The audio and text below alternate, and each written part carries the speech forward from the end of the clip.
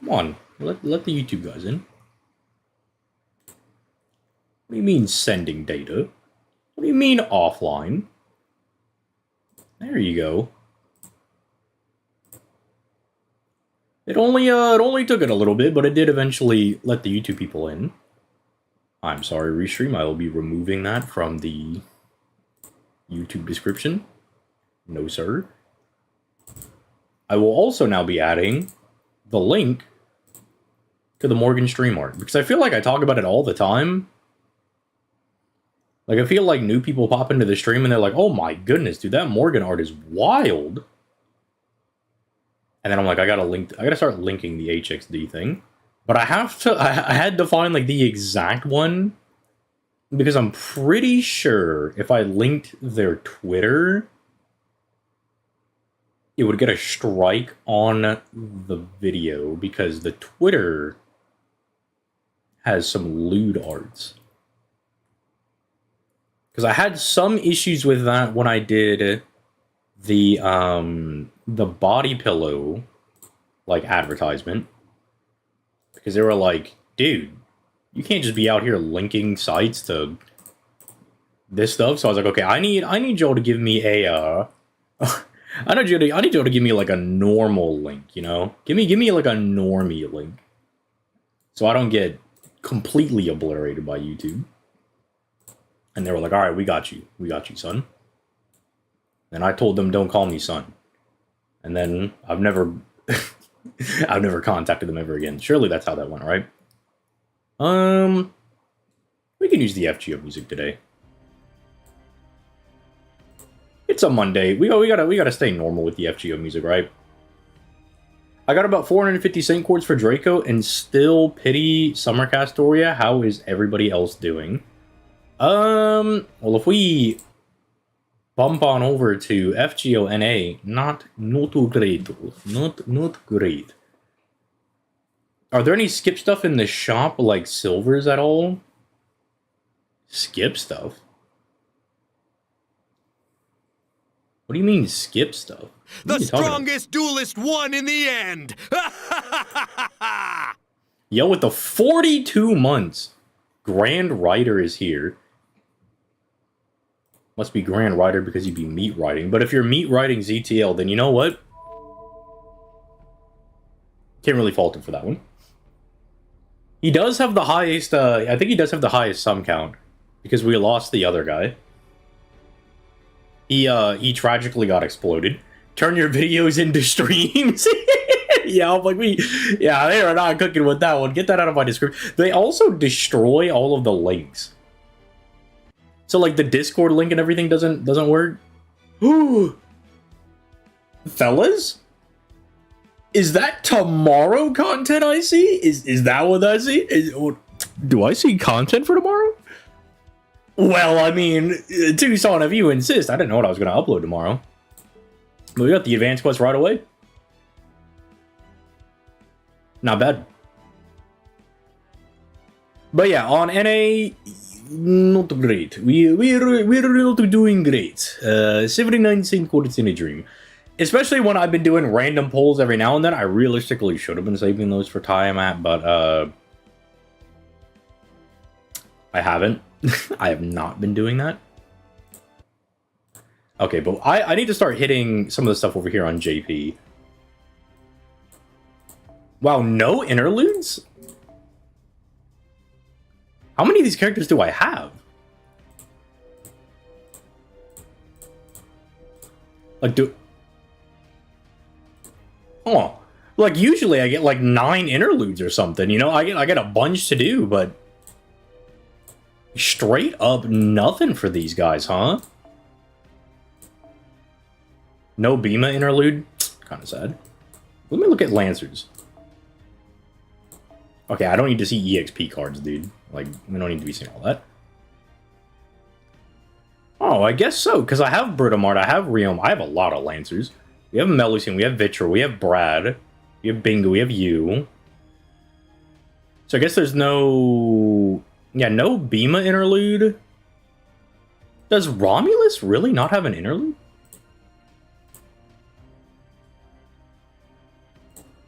Or maybe, did they... Oh, I never thought about that. Did they drop it with part 1? I could swear that Romulus had, like, an interlude. Yeah, he does.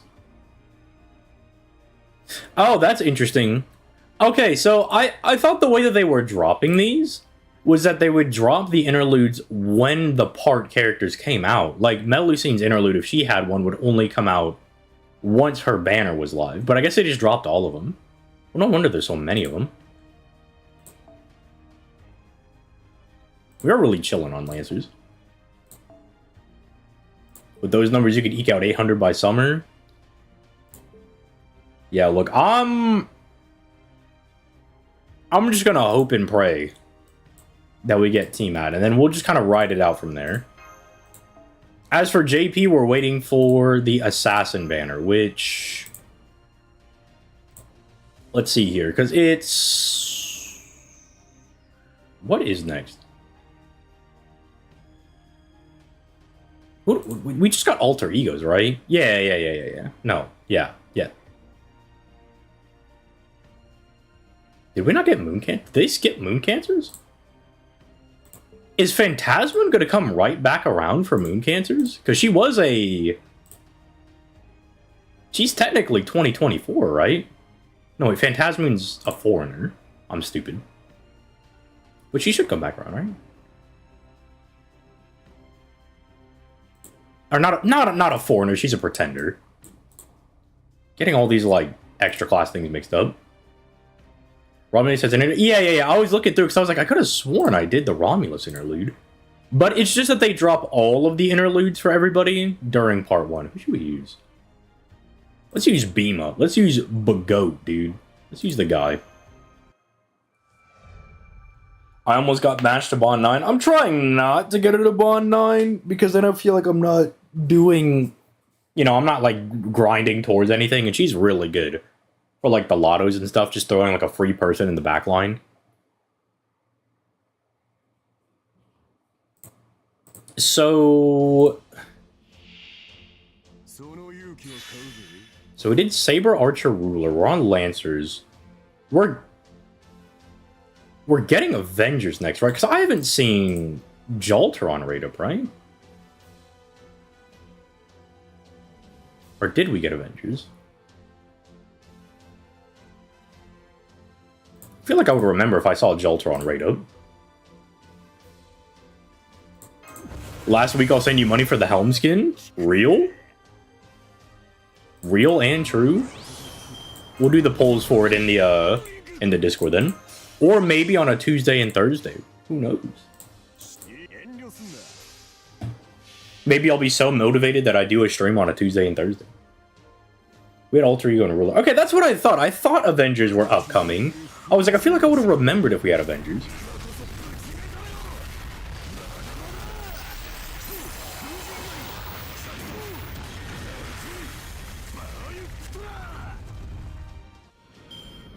That's really good damage for Bima. No CE, no support. Hitting a crisp 300k. And Overcharge 2 isn't even that hard to do. Especially because he's a nice Buster Servant. I always think Bima's quick, though. I don't know why. Maybe it's like a Skahawk thing. I just associate single target quick Lancers. Like, just what I associate with.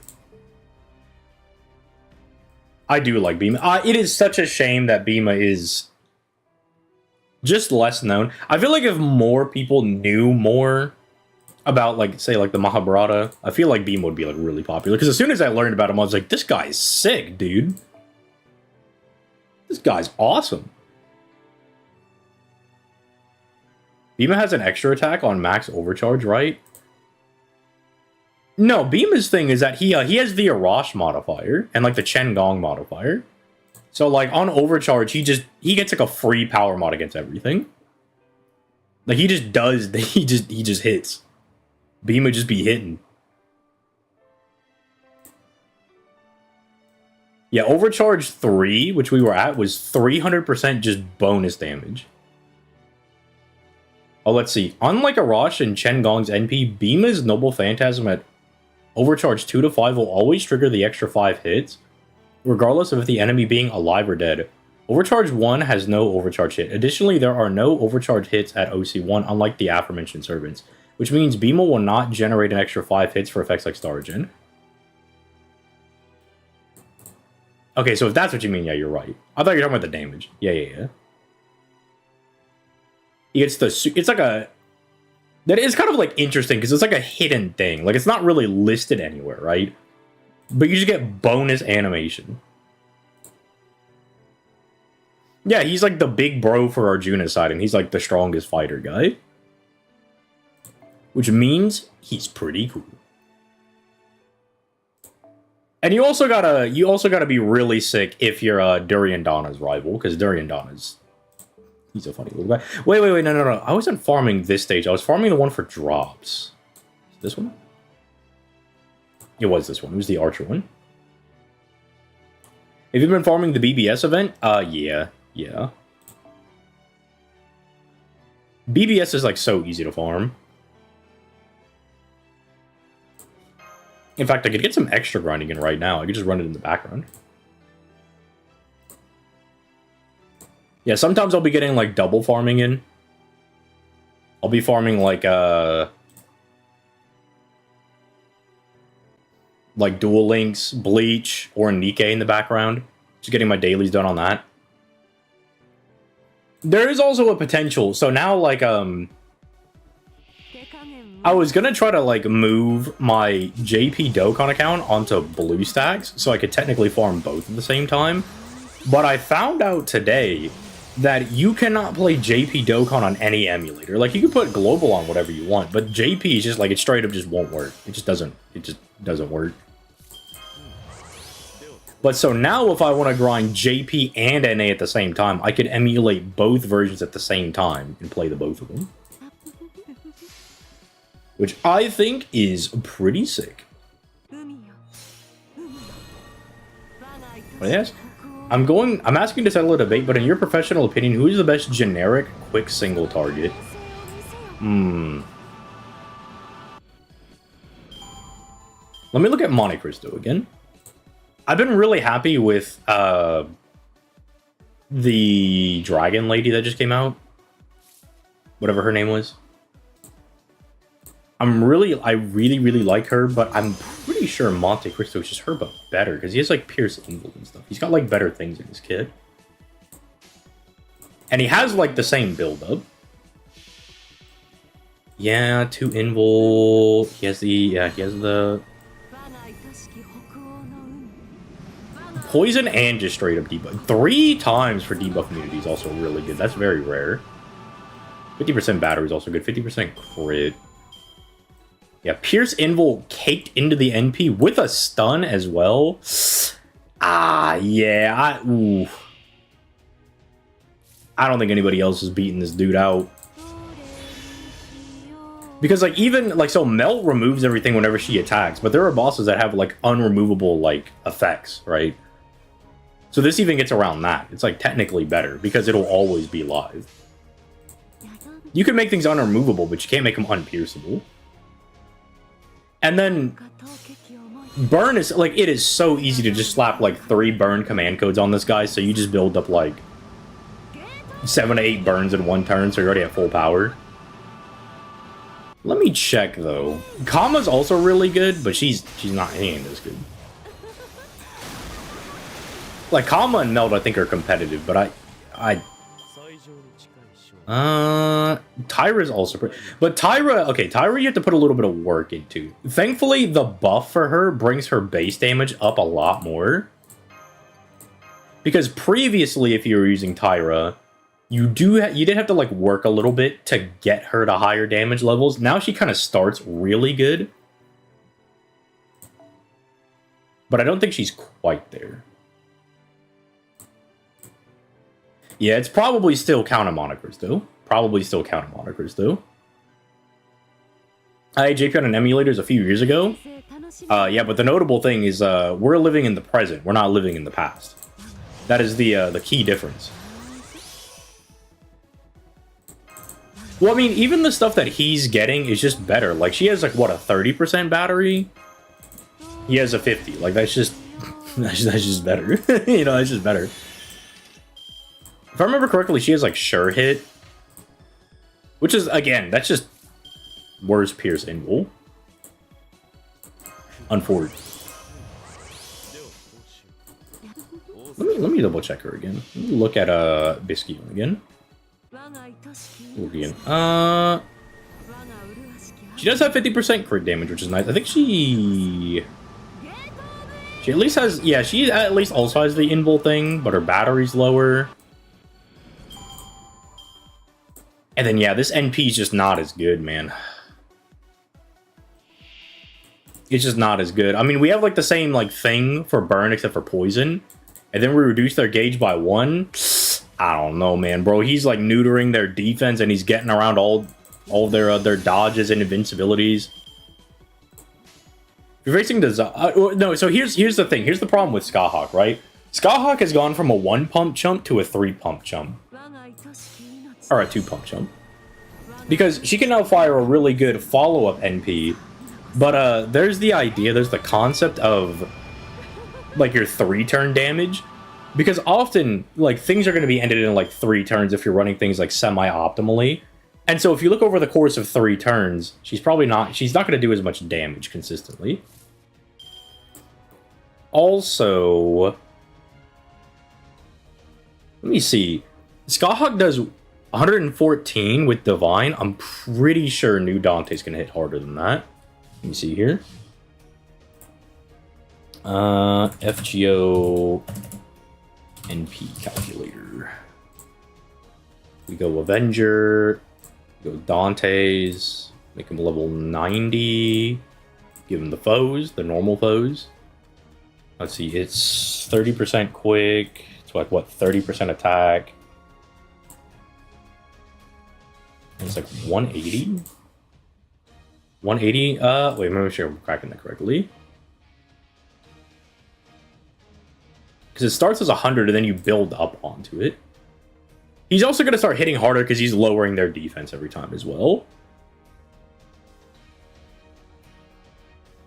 Let's see, yeah, so it's 100%, and then plus 10% with the additional one, so you can get up to 10.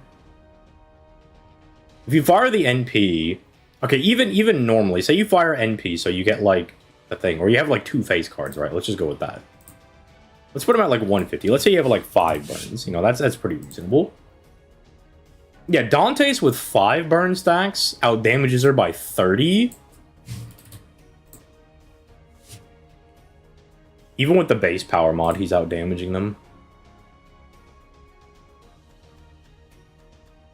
Yeah, New Dante's just too good. He's just too good. He's just too strong. Yeah, New Dante's kind of makes Skyhawk look like a bitch, I'm not gonna lie. Just not good enough. She's not good enough to compete with him, he's too strong. And then he's also stacking up defense as well. Like your 3rd NP, like that 3rd turn damage. Yeah, Jesus Christ, 207,000 is ridiculous. Yeah, that new Dante's is crazy. What's the lore of the new Dante's? Okay, slight spoilers for Ordeal Call 2, so plug your ears for a second if you don't want to hear them. So Ordeal Call 2 revolves around Avengers, right? And how we're not allowed to use our Avengers anymore. So what Dante's does is Dante's puts Ritzka through the trials of like what it means to be an Avenger. And not to get too much into like what he does for those trials, but he takes a lot of like friends and families through and puts them through like a lot of turmoil and trauma, and it's all to, you know, beat out the villain for the thing, right? Who I think everybody knows is Cagliostro. And so what Dante's did is said, all right, Avengers can't be used. So Dante's made a second Dante's that is like just a little bit weaker than he is normally, but he is summonable. So the second Dante's is basically just like a clone copy that OG Dante's made, so that way he could stick around with us while OG Dante's is like stuck and we can't use it. Because after you finish Ordeal Call 2, you know, you can't use, like, the Avengers are locked, right? They're locked out. So that's the lore for that Dante's. Thank you for the spoiler warning. If you didn't plug your ears when I said spoiler warning, then unlucky, I guess. Should have plugged your ears faster. Should have taken out those headphones. Dante's the GOAT. Yeah. That Dante's is he's sick, nasty goated with the sauce, dude. He's crazy. Like the Dantes you get to bring for the final boss fight can just kerclock the final boss. I mean, you saw when we were doing the boss fight against Cagliostro, we were doing like 3 million damage in that fight. That Dante's is so giga omega buffed that it's ridiculous. I've also brought this up that there is a forced fight where you have to use 2 Avengers that aren't particularly good. I'm sure you can figure out who those are. But they are so buffed that they're almost completely different servants. And they are, you could pretty much beat the fight based off them alone. So Ordeal Call 2 is pretty good.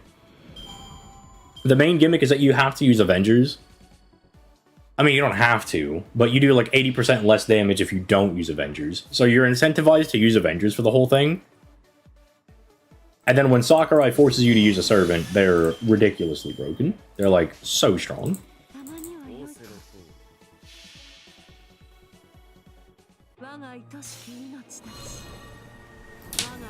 But so yeah, basically it literally is just Dante's 2. Bad time to join the stream? Yeah, sorry about that. Look, for other people, I told them spoiler warning, but if you just hopped in, I'm sorry. I can only spoil as much as I know, unfortunately. Which node is this? This is the Archer node, because I want the bronze drops. Just trying to grab extra copies of the CEs and stuff. I'm pretty sure the other nodes are out, but I have not been playing the JP event very much. That's also because I don't have as much, like, spare apples on JP. So I'm trying not to burn too much of them. Because on JP, if we get, like, shadow dropped with, like, a lotto or something, I'm screwed.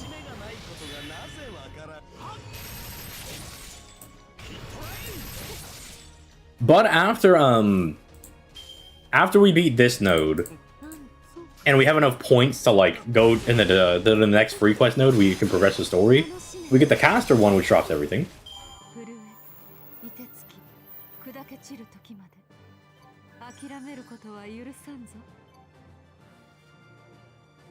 Did you give us a 10-10-10 Castoria against Mr. Fluff? No, Nasu wrote Lost Belt 6. That's a Nasu thing. To be fair, Nasu did do a lot of other very annoying force supports. I have Yachidu Blue. Blue Retsu, is she good? Fun fact, pretty much any new character that drops in Brave Souls is ridiculously broken. If you played Brave Souls even a couple of years ago, the characters we get now are inconceivable. They are ridiculous. Brave Souls is now just turned into, like, pull for whatever characters you want. Like, if you want the characters, you want the characters. How many copies of the NA drop CE are okay? I got like 6. If you can maximally break the CE, you're probably fine. What outfit is this? I didn't even know that we got outfits with this event. What are these?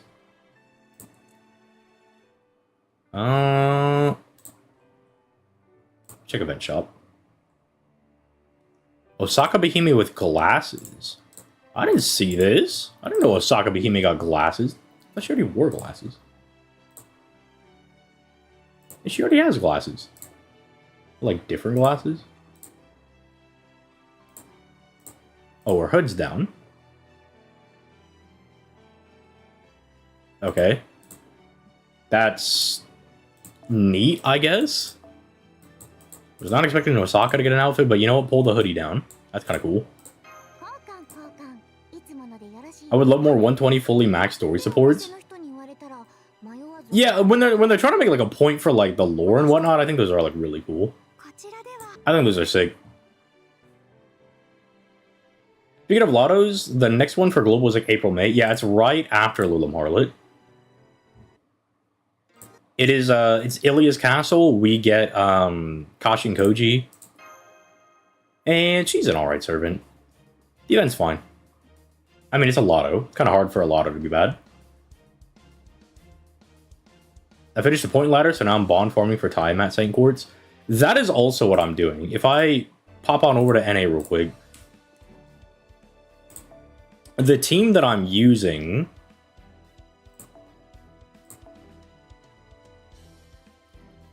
is running some little bonsies. And then as, like, once I hit the point ladder, which I'm pretty close, about like 2.7, 2.8. So once I cross the 3 million threshold, I'm just going to remove these for bonsies. You know, you got to take advantage of that 50% bond. We're not making great headway, but, you know, we'll get there. Already bond 6, you know, we're getting there. We're getting some decent bond. And I at least have apples out the wazoo over on NA, so I can afford to just kind of like dump them in there. Maybe get a couple of Saint Quartz, you know? Grab a little something. Little nice.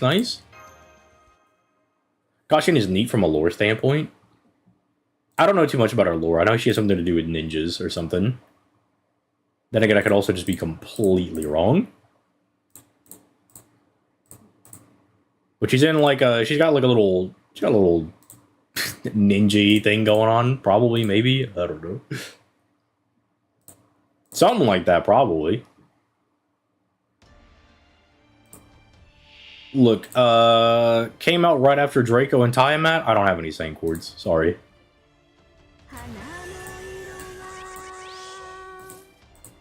No Saint Quartz, I'm sorry, can't pull. Whoa, excuse me? What's all this? We're not going to allow you to blow her back out immediately. Not very nice. You know what? I believe in Ruler Scotty to get through this. I believe in her. Koji being the only SSR assassin for the next 2 years is wild. Only than the Star Hassan. Yeah, I mean, but I understand why they don't put assassins out very often. Assassins just, like, as a class are kind of, like, kneecapped.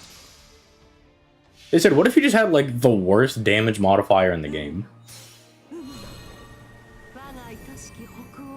They never actually died, walked into a painting and dipped. Dark Souls reference. I have 300 blue apples and an insane amount of gold, bronze, silver. The next Lotto FGA getting Arcui to, like, Bond 13. You could probably easily get her to, like, Bond, like, 10 or something. Or Bond 15. Depends what you do. I was geeking a little bit when I was farming the Lotto on JP. I hit max QP twice, and so I just started putting Bonsies on my guys. Well, that's annoying.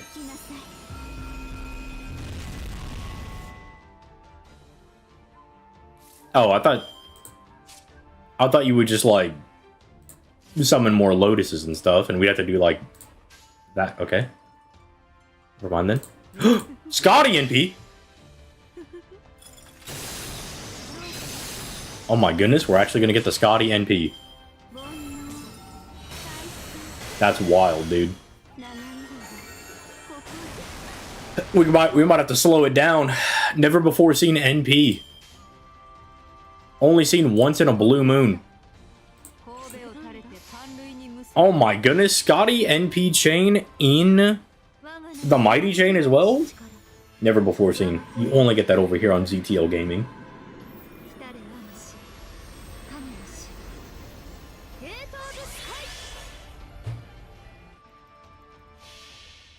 I will say when I had the alt JP account, Kashin Koji is the character I picked. For the 30 million downloads. I do think she's cute. But unfortunately, Morgan is just cuter. I'm sorry. You see that Dark Souls Seamless Co-op released today? Like an official Seamless Co-op? I did not see that. Unfortunately, my buddy that I play Dark Souls with, that bozo Donald, decided to have a child, and I was going to dedicate all his time to that, and not me. How rude, am I right? What do you mean you're going to spend time raising your son? Wouldn't it be way cooler if you if you gave the child abandonment issues so you could play games with me? Considering Scotty's lore, I don't think it'd be too crazy if she had, like, the Medea 100% battery. And how, like, OP runes are. That would make sense. Just give her 100% battery. Let us get the NP, dude. Let me use the NP. Plus, it looks nice. Come on, man. And now we have no crit stars and no skills. What do you mean you got someone pregnant then raise the kid? Yeah, you're supposed to, like, leave. You're supposed to go get milk and ciggies. And then that guy grows up to be like Patrick Bateman. By the same guy that did Elden Ring Seamless Co-op and Armor Core 6. Not official. So I won't get achievements. And the world revolves around achievements. If I'm not getting Steam achievements, then, mid. Continue the cycle of hatred, real.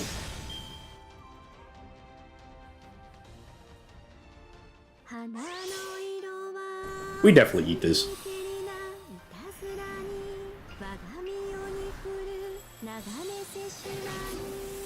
Sorry, you can be a really cool character in lore. Gameplay? Mid. Sorry.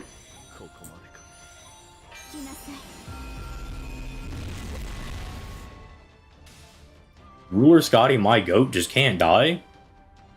Ooh, Ruler Scotty's gonna get, like, Giga buffed by Ace right here. Because her HP is super low. Yeah, look at that. Huge, huge buff, dude. Huge buff from Castoria over here. Not Castoria, Ace, whatever her name is. Is Rainbow Castle the most fraudulent servant of 2025? Like, Richard's okay. I'm not like, okay, aside from Richard being Richard and his Ascension's looking really cool. I don't really see the point. Like, it's like, wow, another Buster AoE Saber, dude, thanks. But he's fine. Bisquion is good. Her side piece, the 4-star, Kurohime is pretty decent. Like, she seems like she'll be really solid. I'm very happy that I pulled her.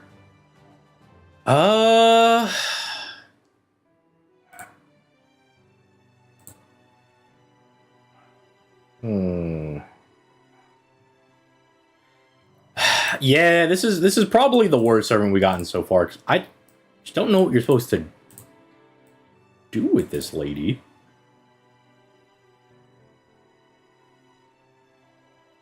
Like, this debuff regeneration is really good. You remove their latest buff every turn. Insta-kill is kind of pain. Like, reducing their healing rate received by 30% for 5 turns. Like, that could come up and be good. She's just doing a whole lot, but a whole lot of nothing. You know, like, she's doing a lot, but then not a lot. It's not like she's bad. Like, look, 50% NP damage that ain't bad. It's not terrible. Her power mods are a little bit weird, but, like, I don't have an issue if she's got, like, it's like Undead, Evil, and then Shadow Servant. Like, that's fine. You can have, like, if you have 3 power mods, they're allowed to be a little bit more wonky.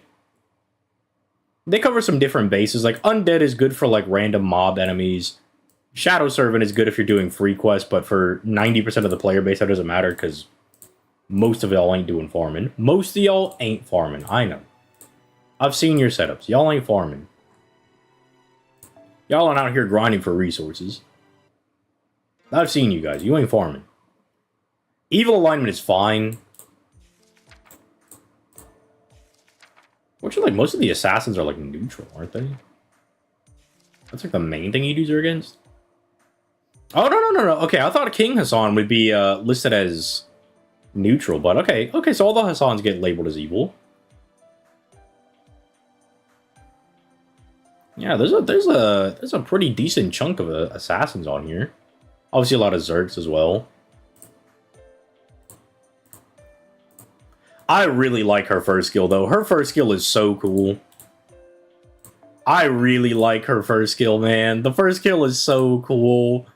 It's such a sick skill. But then, like, what does she do with it? It's like an Omni card character that, like... What do you want me to do with this, Lisangle? What is the end goal? And that's just a little unfortunate. Like, you give a character such a cool skill, and then... I don't know what you want me to do with it. Especially when she has 3 quick cards. Like, you should have at least let her double buff on, like Arts or Buster. But then again, the Arts and Buster cards aren't stackable, so it is better that, like, for this way that they decided to build it, it is better that she has 3 quick cards. But if she was going to have this, I'd rather, like, the Buster thing maybe drop stars and you give her, like, 2 Buster cards. That would also synergize better with Ruler Scotty, so she's just a little weird.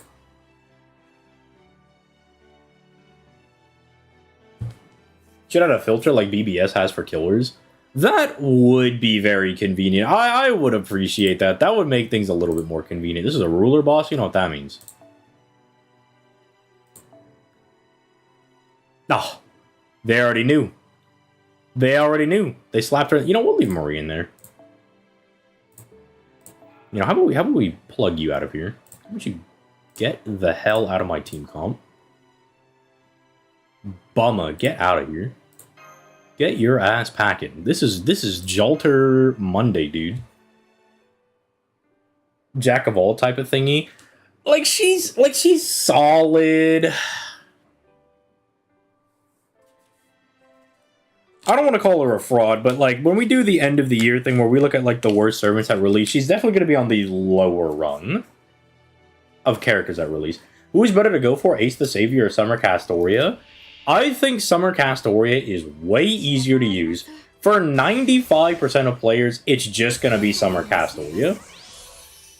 She is way, way, way easier to use.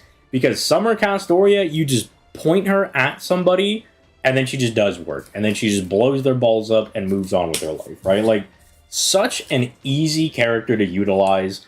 I mean, she's just going to be generally good everywhere. Like, she crushes bosses, she crushes it in farming, she's just really good.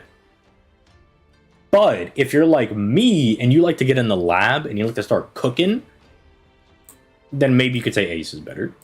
But, realistically, I don't think Ace is better. I think, like, just in general, you're gonna always prefer to use Summer Castoria. None of these give NP to the party, right? I don't want to waste the thing, though. Let's do that. Get your 4 support looking ass out of here. Lower end of characters so far. I mean, that is true. All we have so far is Richard, Bisquion, Kurohime, and Sparkling Caster. You know what I should do? I should keep a list. So by the end of the year, I can just run through it. Okay, who do I think the best character is at release so far? I'm pretty sure Bisquion is the best character we've gotten so far. Richard is probably 2. Kurohime's 3. And then I think Sparkling Caster is 4.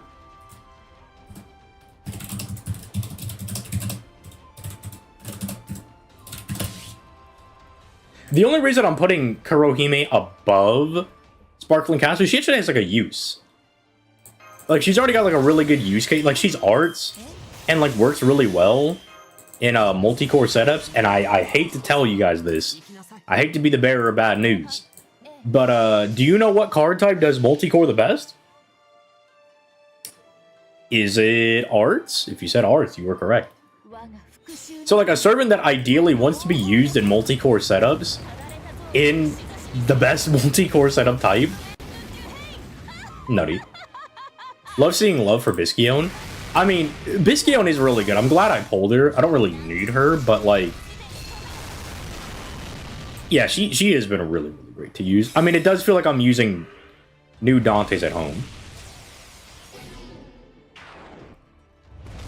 That's the other really good thing for Kurohime. It's like, but don't you need a Serpent or Dragon ally? If it was just Dragon, I do think she would have been hurt a lot. But they added the Serpent thing, which did add in a decent bit of Servants. And can you think of one good Arts, Serpent, or Dragon ally that you could bring? If you guess Summer Ibuki, you would be correct. Which is insane. Like, they literally dropped this as a character to be like, Is your Summer Ibuki struggling to down like this one real big enemy? All right, here's Kurohime.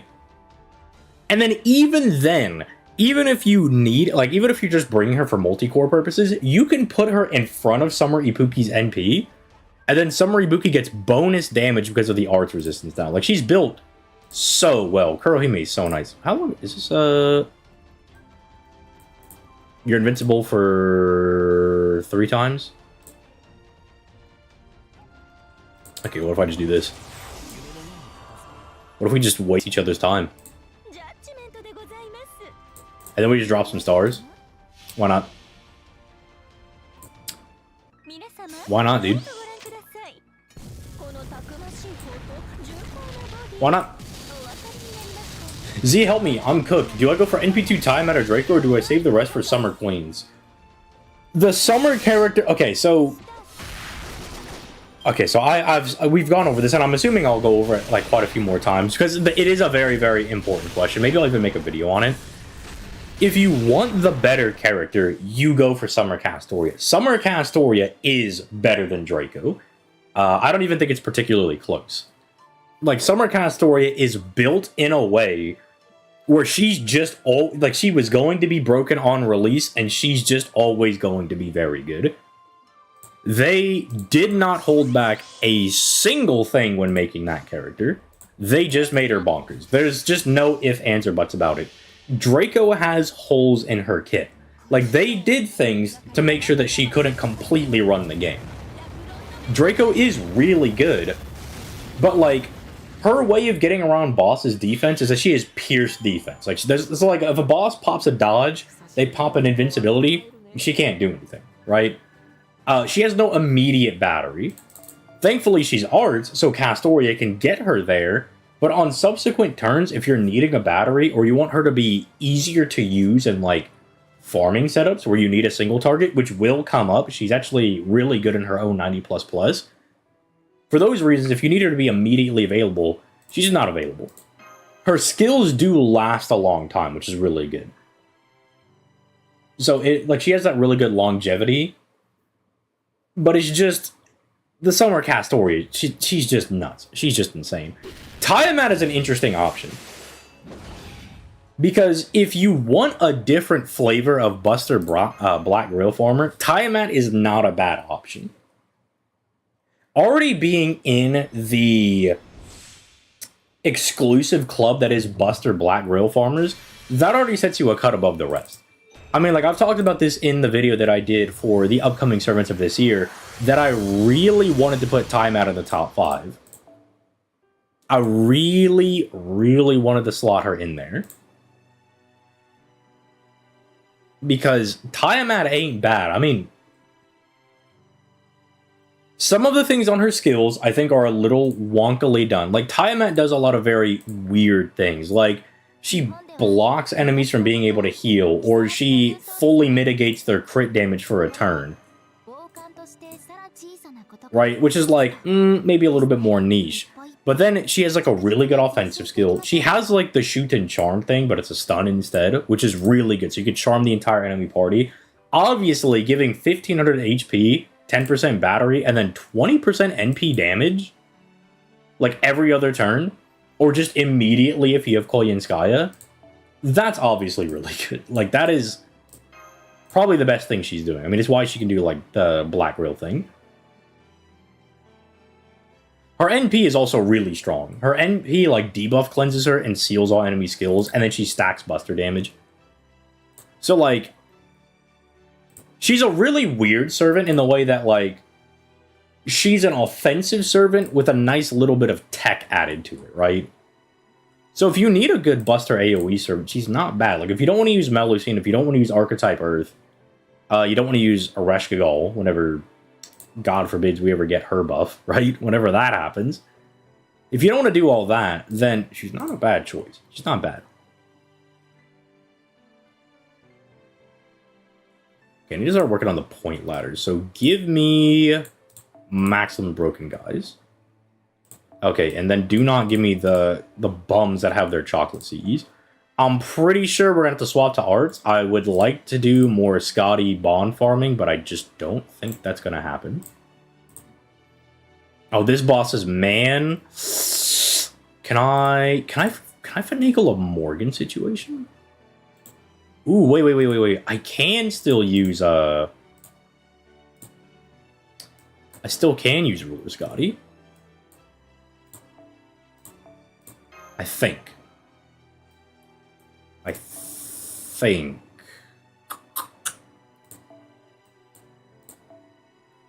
So we need Ace, and then we need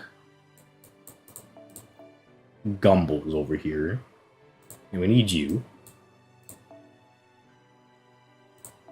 So we want to try to stick in Ruler Scotty, because she's getting the bond? Where'd she go? There she is. Who are my other bond people? It's Draco and... Oh, Draco's just the last one. Okay.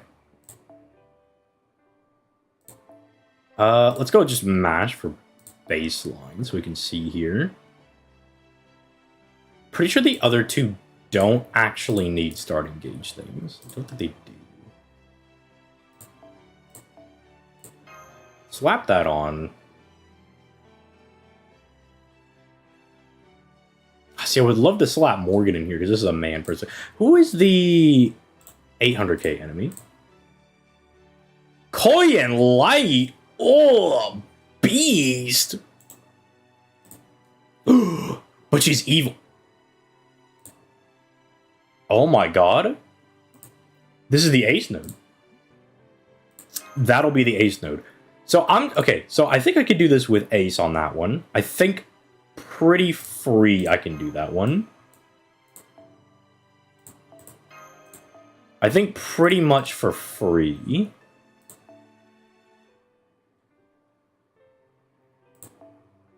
I'm just going to give her the starting gauge one. Until I can max limit break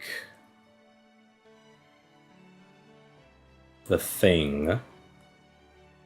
Because it's 3 turns, so we can afford to lose 1 turn. Because Demonic Body's Alpha means we can fire her 3rd skill immediately. But without, I think it's fine. I think we're just delayed by a turn. Talk about Summercast story. What's the reason her ascensions are all over the place?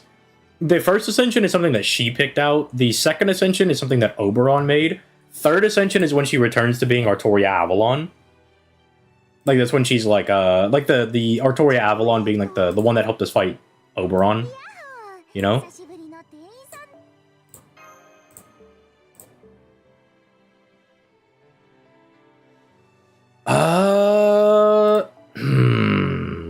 This would be a little awkward.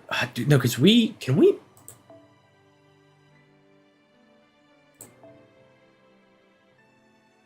Okay, I think I see the vision. The vision is to do that, move you. No. It is mission critical. We need to have you right there.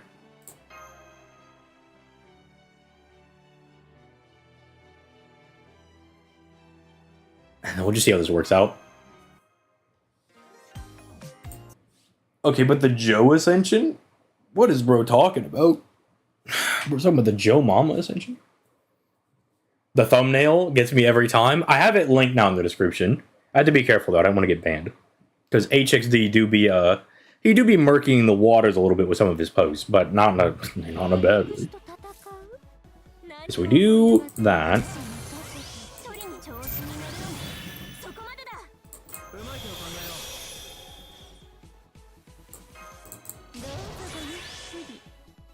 We hit that.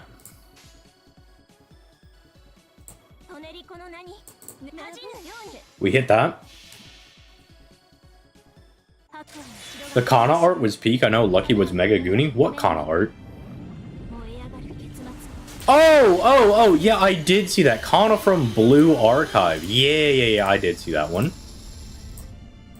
I think I pinged him with that. Yeah, I do remember seeing that. I was like, bro is dipping his toes into the forbidden sauce. I'll go through the events log and every day and you advance quests. I'm 90% sure you can hit pity after Lilim Harlan banners.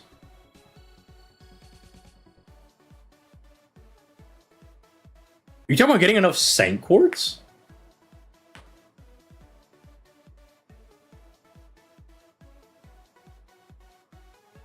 There ain't no way, dude. Oh, speaking foolishness. That's 50, that's 80. But then we have the other NP. So I want to do this.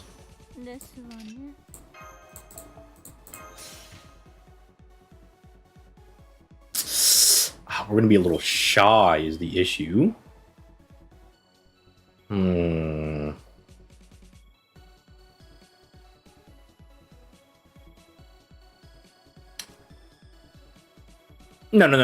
wait. No, we are a little bit shy. We are a little shy. No, how much do we refund per turn?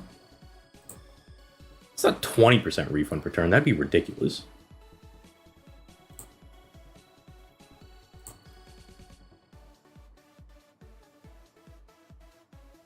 Where's Ace?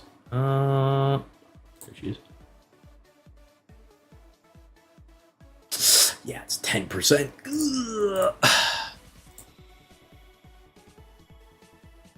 And that's annoying. Well, it's all right. We're only gonna run this once. I'll pop the command spell, I guess. Just so we can get the clear on this one.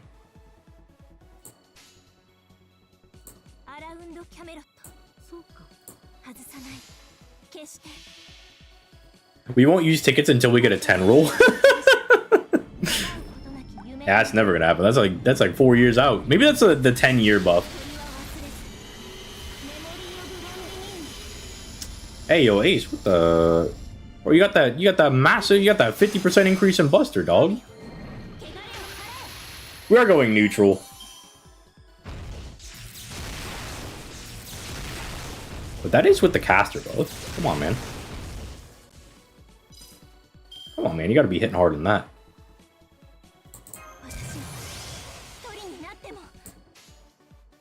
You can actually just go big critties in there. I didn't give her the crit damage buff. It's fine. She's just that good of a servant. She's just that insane. And I would just lose all of our buffs on Fort. Unlucky. I think we need to swap our append skill over to the 20% battery until we get this max limit broken, though. I think that's what we have to do.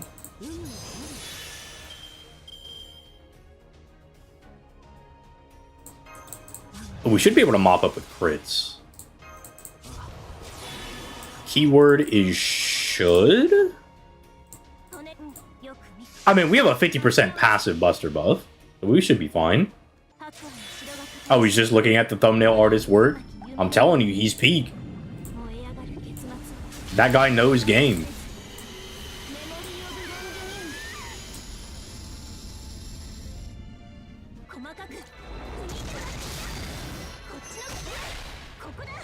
Bro, she kicked him. Or her.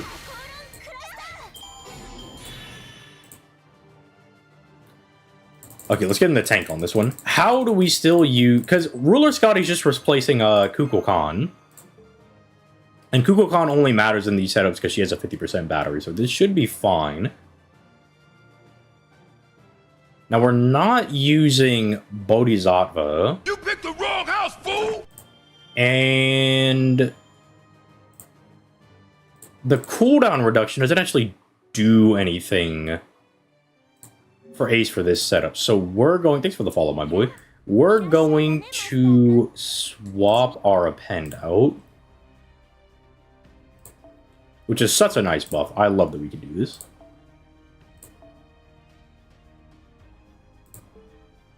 No, yeah, swap over. Yeah.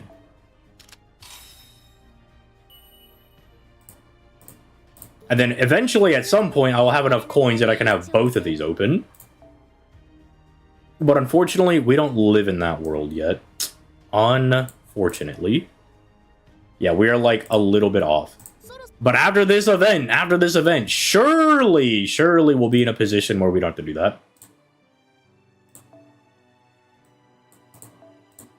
HXD runs the top post of r/FGO comics. I believe it, dude.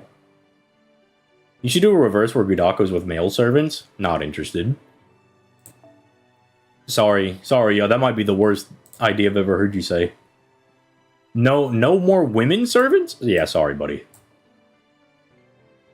Terrible post. Cancelled. Okay, let's think about this. So, we're starting at 50.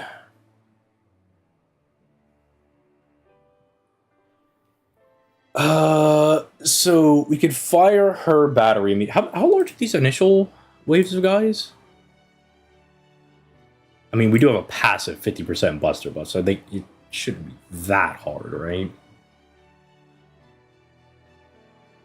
Okay, yeah. Okay, so we should be able to do this normally. Second guy is 300k. Jesus, that guy's a little big, dude. You know, Lasengo, you guys make this guy big enough? Earth attribute. Come on, man. Gudako needs love. My MC. 1,000 more years of Morgan posting, please.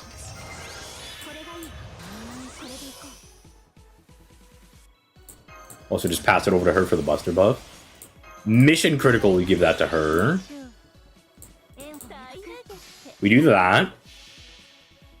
KKKKK should be good.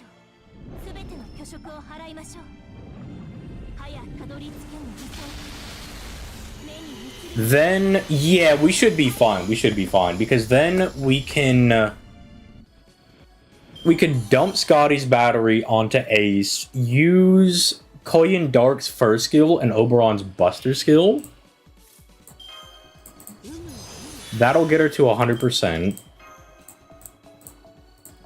And then we can bust on the last one. So it should be that. And then she'll get this, and then we'll have that. So we're guaranteed to have 100%. Now it is just a matter if she can kill this guy.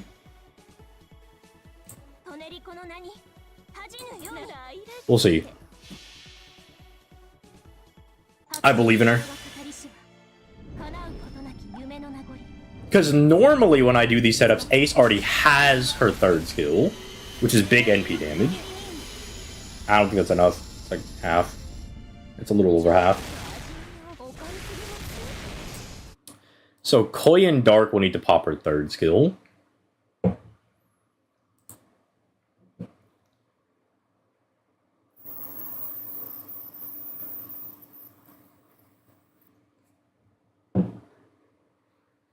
Streamer has worst possible opinion. Asked to leave. What do you mean?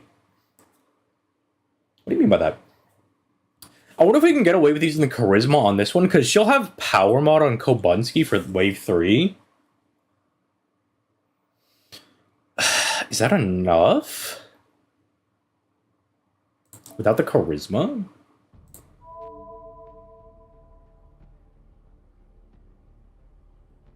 I mean, she is getting like a full power mod on Kobunsky.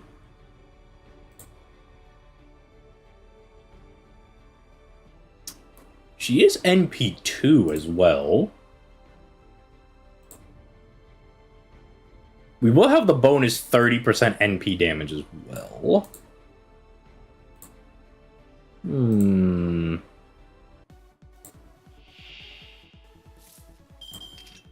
know what? Let's do it for research purposes. Let's find out. And let's give you that. Just in case it comes down to face cards, we'll give you the extra crit damage.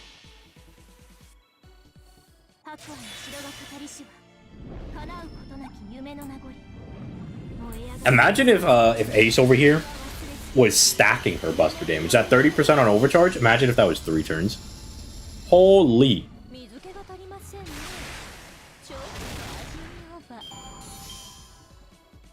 So, with the charisma, pretty much like any one of Kobunsky or Ace's cards will do it.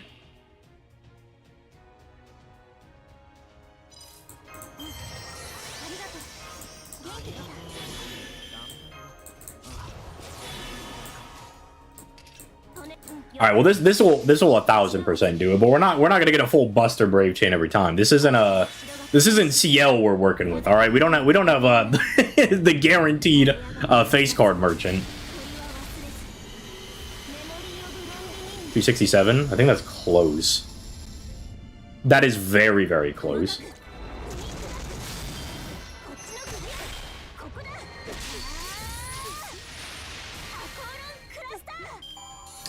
See, if we weren't trying to use Ruler Scotty for the bond bonus, I think we'd be chilling.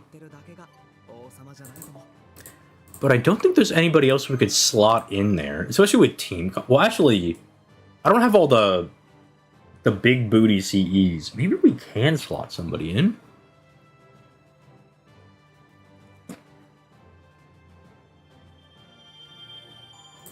I don't think there's anybody we really want to slot in, though.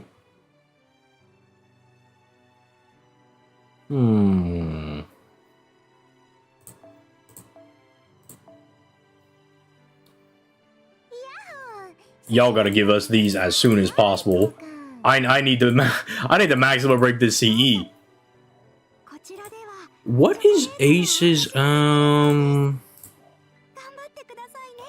increased damage against Berserker enemies? Unfortunately not gonna come up here.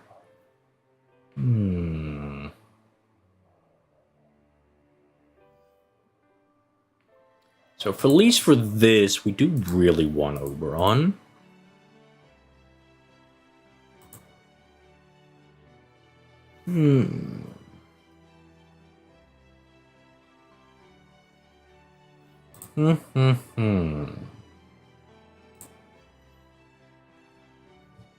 Summer Castoria NP2 or NP1 and Ruler Millicent at NP1? I would NP2 Summer Castoria. You're gonna use her a lot more. Ruler Melusine is like one good arts looper and like a sea of arts loopers. And she gets her bussy blown out by Ibuki. Got another CE in the shop? It's gotta be lower.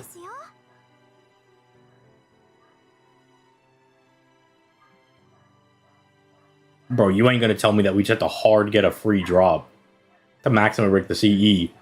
Brother. Why would they do this to me? They can't do this to me, man. We have to hard get a drop? You kidding me, dude? We could forgo some drop, but we could just run Demonic Bodhisattva. But why would we want to do that? We don't have a lot of leeway on who we can run.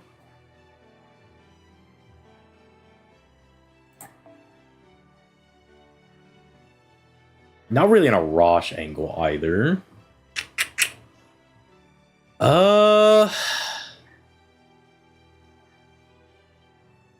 I mean, it could be a Chen Gong angle, but what does that actually do for us, right? Not much. What the is Twitch? Thanks for the follow, my boy. Can't even get extra bond on Dobrania. Unfortunate. We gotta maximum break the CE, because then we can run Dobrania. Wait a minute. Doesn't this cost, like... Cost 2 less. Never mind. I can do math.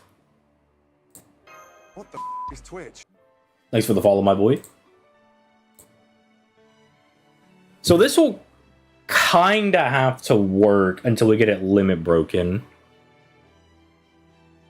Which doesn't really change much for us, unfortunately.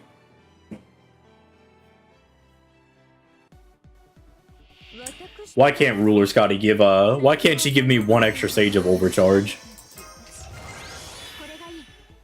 On Fort. I can't put the blame on Kobunsky over here because she's doing her best. She is attempting to do the most. How necessary is Summer Castoria if Vlad has spooked me at NP2? I mean, what you think Vlad's gonna fill the same role as Summer Castoria? Vlad runs into a guy with power mod, hits him for like 200k. Meanwhile, Summer Castoria doing like a crisp 1 mil. I mean, if you never intend on doing 90++ nodes, then yeah, sure, your Vlad is going to be fine. You know, he's chilling. If you're just going to be hitting those level 90, you know, he'll be good. He'll be good for those. Vlad can handle the level 90 quests, you know?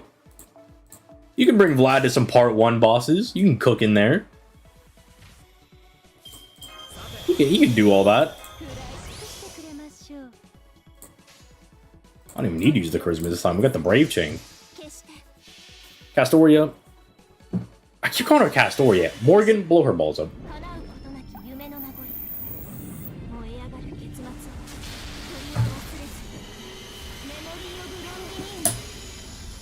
I will say Summer Castoria, if you're like mainly doing arts thing, is gonna turn into one of those characters. It's gonna turn into a haves and have-nots. Like if you've got her, you've got her. If you don't got her, some nodes are gonna be really annoying. Some nodes are just going to be particularly annoying. Because they didn't do this sparkling caster nonsense. They gave her, they gave her real power mods. They said divinity, chaotic, threat against humanity. You have you cover alignments. You cover like the strongest dudes and bosses in the game, and then God forbid you fight any main story boss. Any main story boss from the past 500 years, getting their backs blown out by Summer Castoria over here. All right, yeah, Summer Castoria, just kill him. Kill him. Send him to hell. Yeah, just kill him. How are you tonight? I'm doing pretty good. So I got a question for you. I'm doing the pre-Lost Belt 1.5 areas. I have access to Lost Belt 1, but I want to run this stuff prior fully to build stars for pulls. That being said, do you know when the next Morgan banner is coming out? When is the next Morgan banner coming out? That's a good question. You know what I'll do for you, my friend? Just for you, I'll open up the tab. Let me scroll down. We have Sea Monsters Crisis. We had the campaign. Morgan has not gotten a raid up after the Fairy Night Cup. She has only been on GSSRs. We do know that she's guaranteed to get a raid up in like... Oh, let me. I could find this out. We could just find out by like calculating the weeks. So Lancers this week, Avengers this week, so that's a week. Riders 2 weeks, that's 3 weeks. 4, 5, 6, 7, 8, 9, 10, 11, 12, because she'll be the latter half of Berserker. So about 12 weeks from now, which is going to be what? That will be beginning of May. So beginning of May, she'll have a raid up on JP. So 2 years from that, 2 years after that.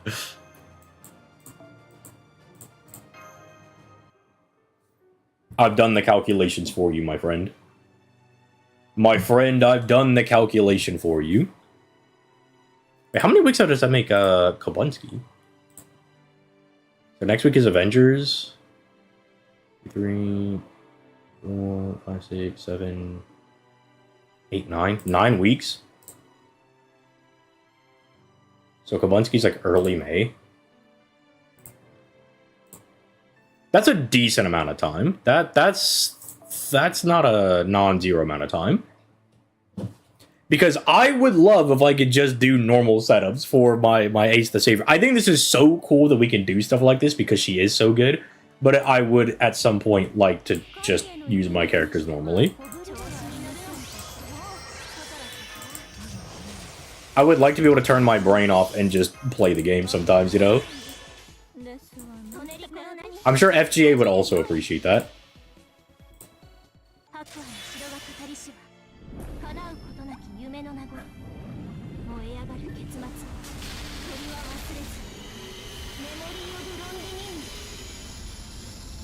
Summer Castoria is a good plane. No, that's a good plan. Not bad to grab that one. My favorite FGO original character? Nobody tell him about Apocrypha. Don't tell him about Apocrypha. Or the Avalon like CD track. Don't tell him about those. He doesn't need to know. He doesn't need to know about those.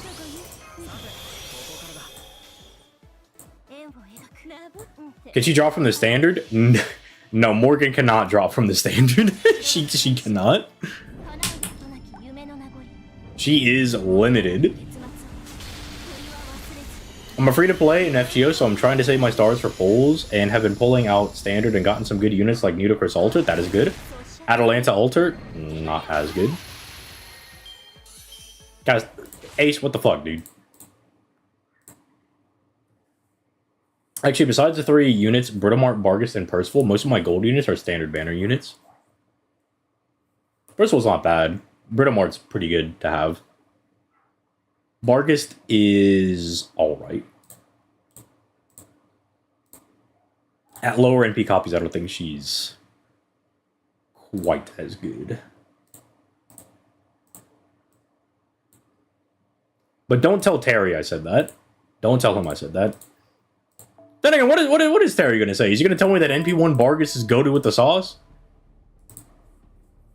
That's like me trying to tell somebody that NP1 Morgan is goated with the sauce. You see me using Morgan in any of these setups? Look, Morgan and Ace would go real well together. They would go great together. But you see me breaking out Morgan for this? Heck no. Maybe I should. Maybe I should break out Morgan. Maybe it's a Morgan angle.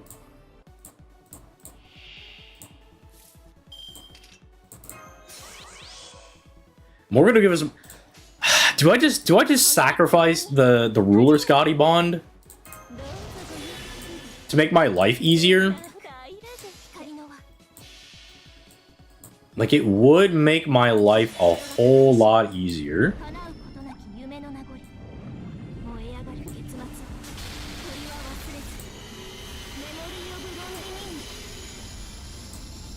And then we could do 2 Morgans. There's just some calcs. My NP4 Melt will be shredding the Lilim Harlot 90++. Don't tell him about the node composition. When was she get Apocrypha? She's in the flashback with Mordred. Yeah. Like, she showed in Mordred's backstory. She had like a... like the outfit she was wearing was like closer to the veiled one we have in FGO. And then she's in the Avalon CD thing. Only real Fate heads know.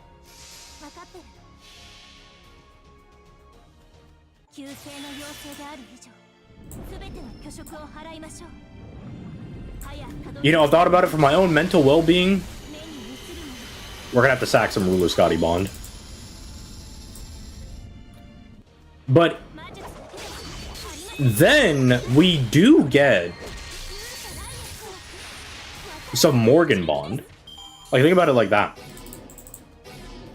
Like, trade offer. You lose Scotty Ruler Bond, but you receive Berserker Morgan Bond.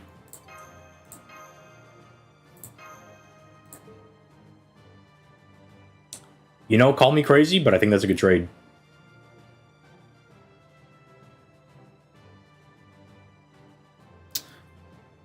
Left you... Well... Does that matter? Does that do anything for me?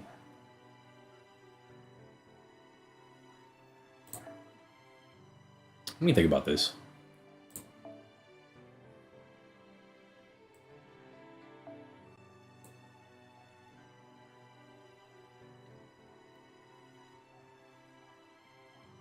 Let me think.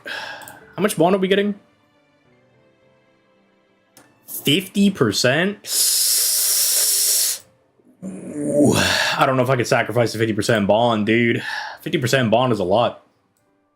Like, you gotta think about it like this. 50% bond is 50% bond. Like, that's a lot. What is Morgan at? Is that 11?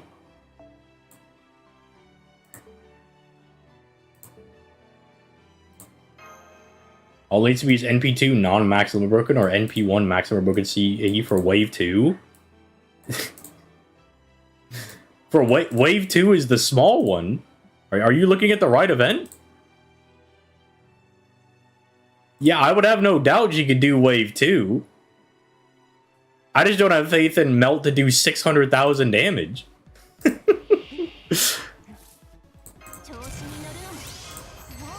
The math just isn't mathing.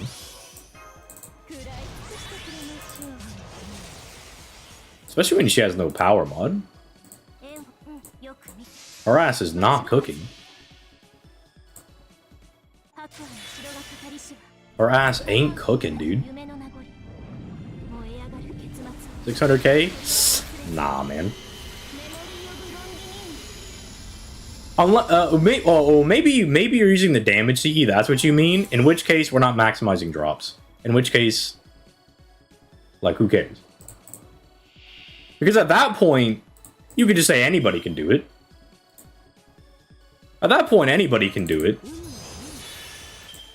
Like, I'm supposed to be impressed by a servant beating a 90++ when they have, like, a better Black Grail? Nah, man. Nah, man. Can't be out here saying, yeah, dude, I'm gonna beat this guy up and they're in a wheelchair. I got this. I got this in the bag, dude. I got this in the bag. And then somehow that kid in the wheelchair stole 50 bucks from me because he stole drops. Could not be me. Me? Nah, we're clearing that raw and real. I'm getting my drops. I'm getting my drops.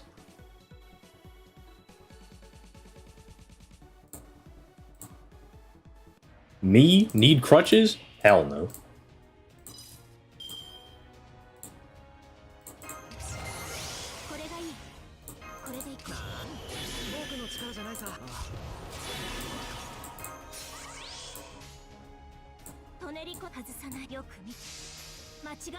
Ace, destroy this man. I forgot to put her in her floppy hat. Didn't put her in the floppy hat. I'll do that after this run.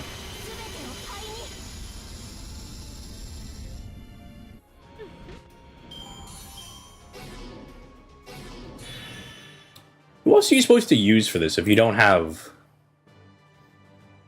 Ace?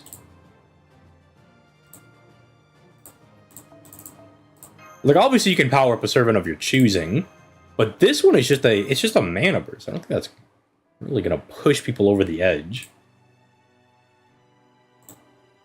So she's lawful and she's evil. She's demonic. That means Murasaki's not bad for this. Oh, Tai Gong, you would be so good for this if you weren't a writer. If you were properly a caster, you would be so good for this. Maybe there's like one mad lad that'll do it anyway. Where are the Oberons? Excuse me? JP Fandom, I'm calling you out. Frauds. Ooh, Raiko's not bad for this. You've got like Raiko, who's pretty good. Murasaki would be pretty good for this. I guess if you have like a decent Ushi Gozen, she could also be good for this as well. She's going in neutral, but Avengers do hit pretty hard.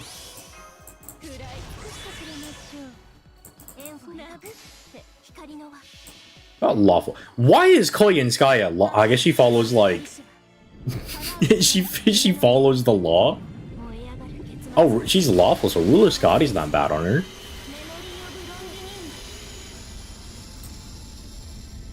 We could save the Ruler Scotty. We could actually keep her instead of the Koyenskaya. Fire the double NP. But what are we really achieving with that? What are we achieving with that? Let's find out what we're achieving. Maybe it's real. Maybe it's actually good. Maybe it's heat. Maybe I don't know what I'm talking about. Maybe it's heat. Maybe it's goated with the sauce. Why don't you use Draco? Because I want to use Ace. Draco wouldn't get her NP until the last node anyway, and that's an AoE. The last node's not a problem.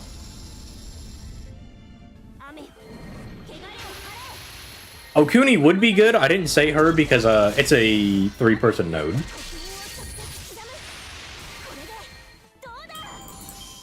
And Quick ain't the greatest at playing in multi-core nodes. Especially one that's built like this, like a 2-1-3. Not Quick's greatest friend. Not their ally. Let's do this. I want to see how much damage he'll do. Let's see her get in there. Let's see her hit. Because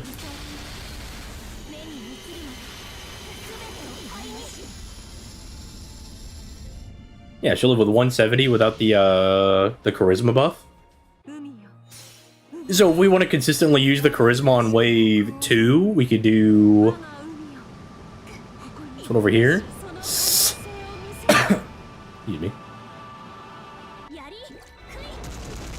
Ruler Scotty, that was not it. Your ass is always getting plug suited. Nah. Which AoE cast would you recommend? Ace. The one I'm using. Ace is crazy. Look, Ace so good she lets you Buster farm without Koyanskaya. Crazy. I mean, who would have thought you give a servant 100% battery on 2 different skills, so you split it by 50-50? Who would have thought that would have been good? And we're using... we're literally using the worst Koyanskaya. Look, I'll tell you one thing. Kukulkan, The strongest duelist won in the end. this is one area where Kukulkan can't shine. Trinity, thanks for the 30 months. Bro said, I'm committed. He said, I'm about to turn 3 years old. That boy's really aging. Yeah, it's floppy hat time. Why are the 7 duel Masashi fight so hard? First time. I mean, if you pulled any like more modern servants, you're gonna blow their backs out. Which fight you struggling with, my boy? Let us give you the tips and tricks. Okay, but aside from Ace, as far as other AoE casters, Alice is really good. From the Mohoyo collab, Alice is pretty strong. Wait, Alice is... yeah, she's AoE, right? I'm not stupid. Yeah, she's AoE. For some reason, for a second, I thought she was single target. My Alice needs to NP Brave Chain wave 2 and 3 to 3 turns, so... and see, that is the goatness of Ace.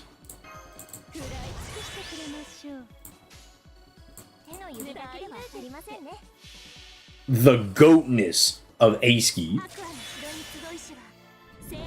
To be fair, if we weren't trying to use the event CE, we could just slap on... what's their nuts? Demonic Bodhisattva, and we could be cooking. For NP1, level 100, 2k fall, I'm surprised she could even 3-turn with RNG. I mean, she can do decent crits, though. She's quick, so she has, like, Scotty support. Just a matter of finding the cards, am I right?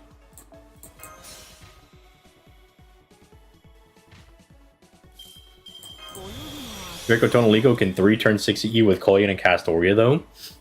Guess who doesn't have normal Koyan Skya? Me. This guy. Not me.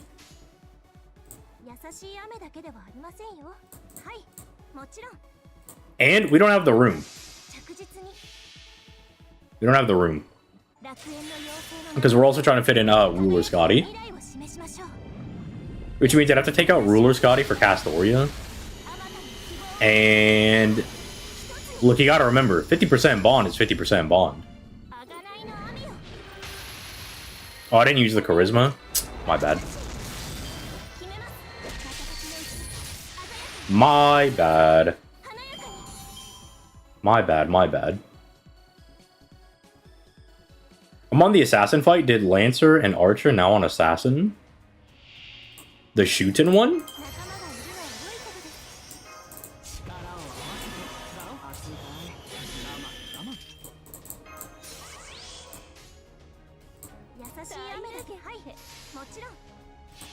Let me. Pretty sure it's shooting, right? Or don't you also fight Chiyome as well? I don't remember the Chiyome. I'm on the third. Okay, so it is the it's the Shuten Raiko one.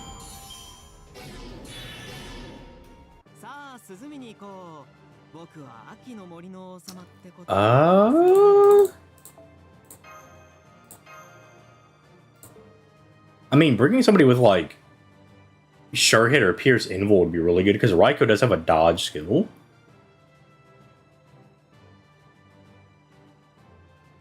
You could just try to Chen Gong it up. You could bring in like Chen Gong. Chen Gong can like kill the Masashi. You can use her as an arrow. You can blow her ass up. You could shoot her. Give me that. Give me that right now.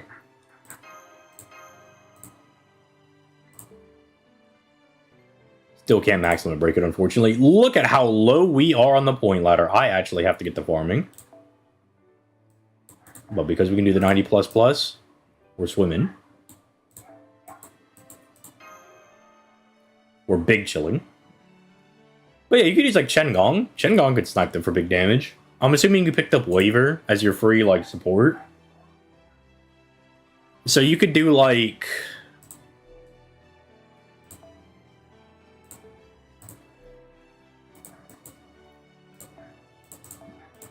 You could do a setup of like... Okay, so like say this Oberon is the friend support Masashi.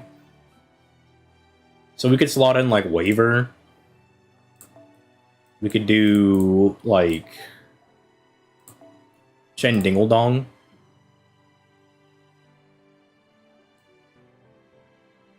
Then it does. Oh, then again, this does depend on who you have as supports. But then again, that Chen Gong with like a mild support should drop their first bards because they're like what, like 150k, I think. Drop some stuff on him. And then you could always bring in another DPS. You could bring in any... Yeah, it's that one. You could bring in any AoE caster berserker that you have. I mean, you should have Caster Coup. So Caster Coup at NP1 does hit like a wet paper towel, but he will get some auto NPs in. Ludicrous Bow's buff isn't too bad. Like 1 or 2 NPs should drop them, although the dodge could be really annoying.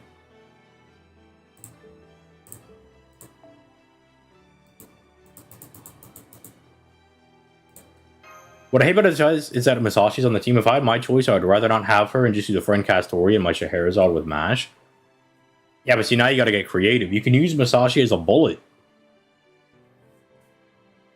You could fire Masashi as a bullet.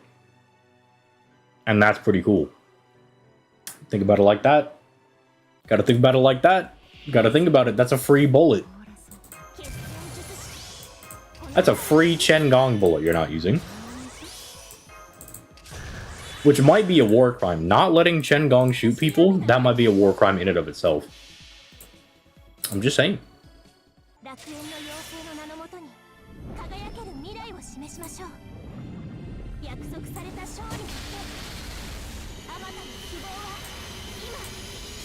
But you're not alone. I mean, even when those fights came out, that was the hard part about them. Is that you had to use the Masashi, who was like only good for like the Hozuin fight. I mean, she is good against Raiko. She can like get around Raiko's dodge because she has Pierce Invul.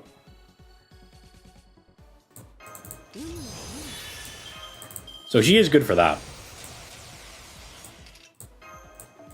But everybody else, like, she just kind of hits like a wet paper towel. And it's pre-buff Masashi, so the double hits is only one turn. Blech. Yucky. Take your damage.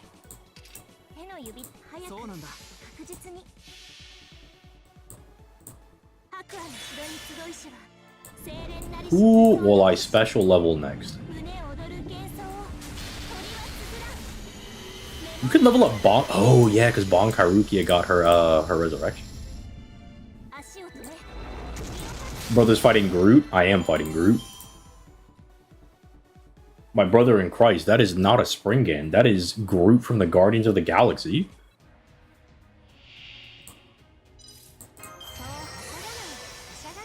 But assassins are not weak to sabers. But you gotta think about it like this. They are neutral, so you could still use Bargus. Like, Bargus will probably just outlast them. She'll just outgrind them. Like, just because a character is type neutral doesn't mean you can't use them. The only thing you really don't want to do is use type disadvantage. But as long as they're, like, type neutral to type advantage, I mean, they're gonna be fine. Like, Bargus is probably still fine for those fights. She'll just outgrind them.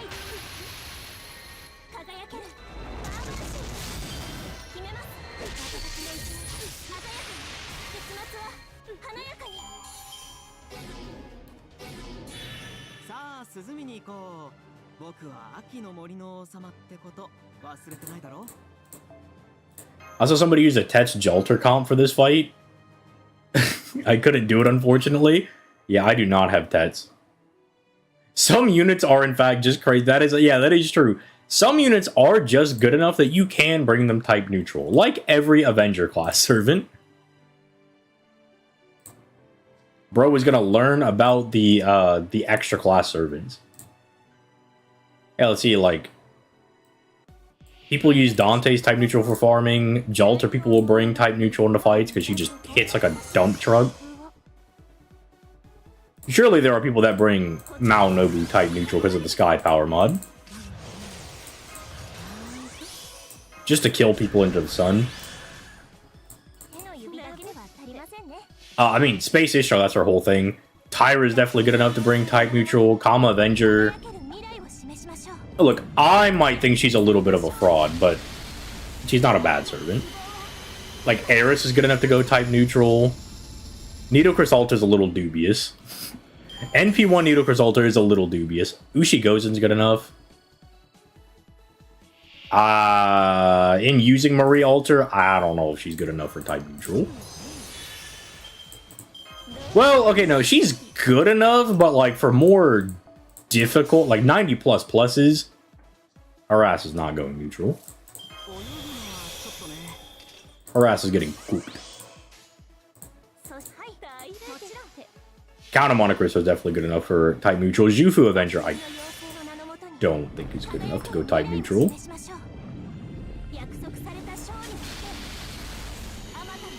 My NP2 111 Summer Eris min turn the final Lost Spell 7 test fight. Alright, yeah, but oh, Summer Eris. I thought, for some reason, I thought you said like Beast Ereshkigal. That's what I interpreted that as for some reason. Crazy. Beast Ereshkigal, I'm really happy that I have, because now any boss fight is just the easiest thing of all time. Look, the hard part about using Summer Ereshkigal is remembering her passives and everything. I want a Jolter or standard John Arc, but she won't drop for me. Might have to use my next free selector to get John Ruler. John Ruler got a buff last year on JP, so it's about like a year out on NA. It does make her a really good support. Chi-Chi Huang when shit gets real. See, look, I think unfortunately the time for Chi-Chi Huang is, I think he's a little past his time. I'm not saying you can't still use him, but it's a bit more rough. Thank you, Dobra. Thank you, Blue Eyes White Dragon. Very cool. Ticket. There's nobody I want to use my tickets on. Let me see, though.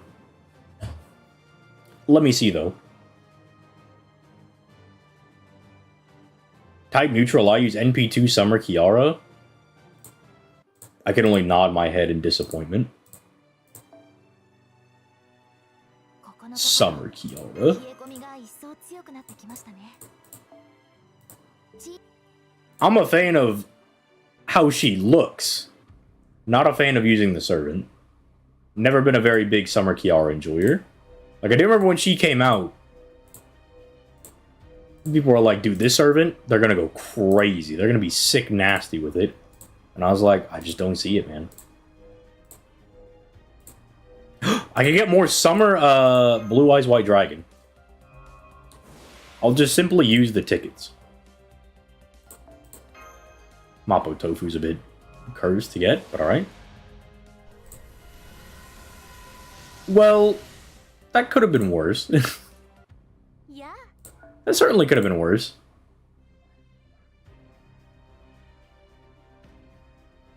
I have to use tickets to get my random gambling addiction out of me. Bro, where is the CE? It's not that old. Because the rarity one sorts them by age. Brother, where?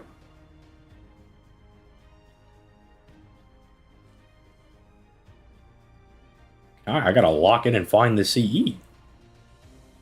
Because I swear I already have a couple of copies of this.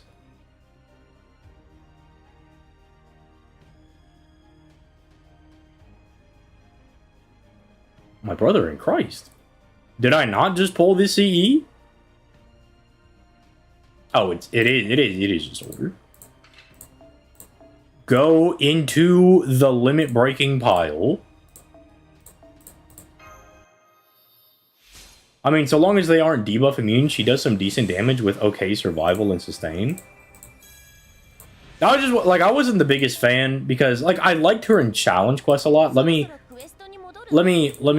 back what I'm saying. I liked her in CQs. I did not like her as a farmer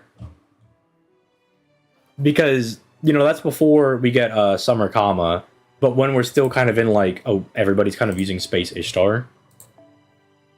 And now, I'm already not the biggest fan of Space Ishtar because I don't like RNGing the third skill, especially for arts farming. It is really, really annoying when it doesn't hit. So, Summer Kiara, I wasn't... Like, she also didn't loop that well. Like, obviously, that's a little... You know, it's arbitrary for arts because every art servant is going to get across the finish line when Castori is in the mix. But it wasn't as good as I would like it to be. So I was like, you know, when we start getting harder nodes, you know, this is just not going to cut it. And, you know, we started getting the 90 pluses, and then we started getting the 90 plus pluses.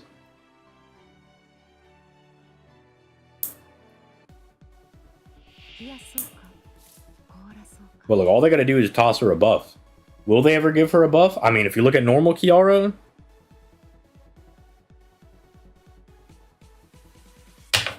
Just saying. Just saying. Mole would at least be decent for multicore if she had better damage. Nah, dude, using a multicore of cursed people. Using a multicore of cursed people, dude. That's the one. That's what you gotta do. The problem is you're not thinking hard enough, right? You're not going balls deep into the curse. What's Kiara's lore? She's a nun that got everybody to like her so she could become God. in very simple terms. And then she got shot by Emiya Alter.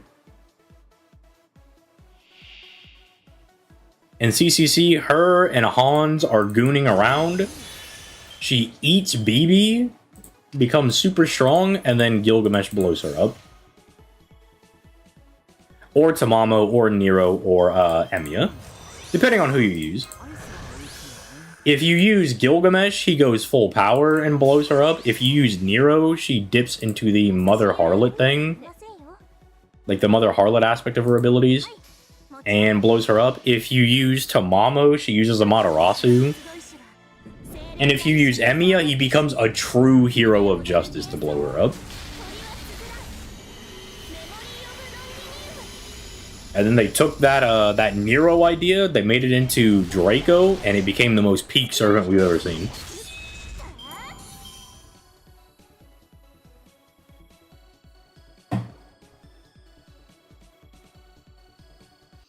become the god of the OnlyFans route. Not incorrect. He's not wrong. Bookworm got hands. I mean, she is Ace, the savior, right? She'd be fighting in battles.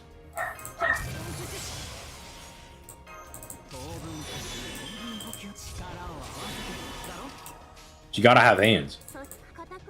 Yugioh Kiara was a normal therapist until a demon god pillar showed her the multiverse and she went insane. Incorrect, actually. Yugioh Kiara got the demon pillar. She made the demon pillar go insane, and then she stuffed a bunch of them inside of her.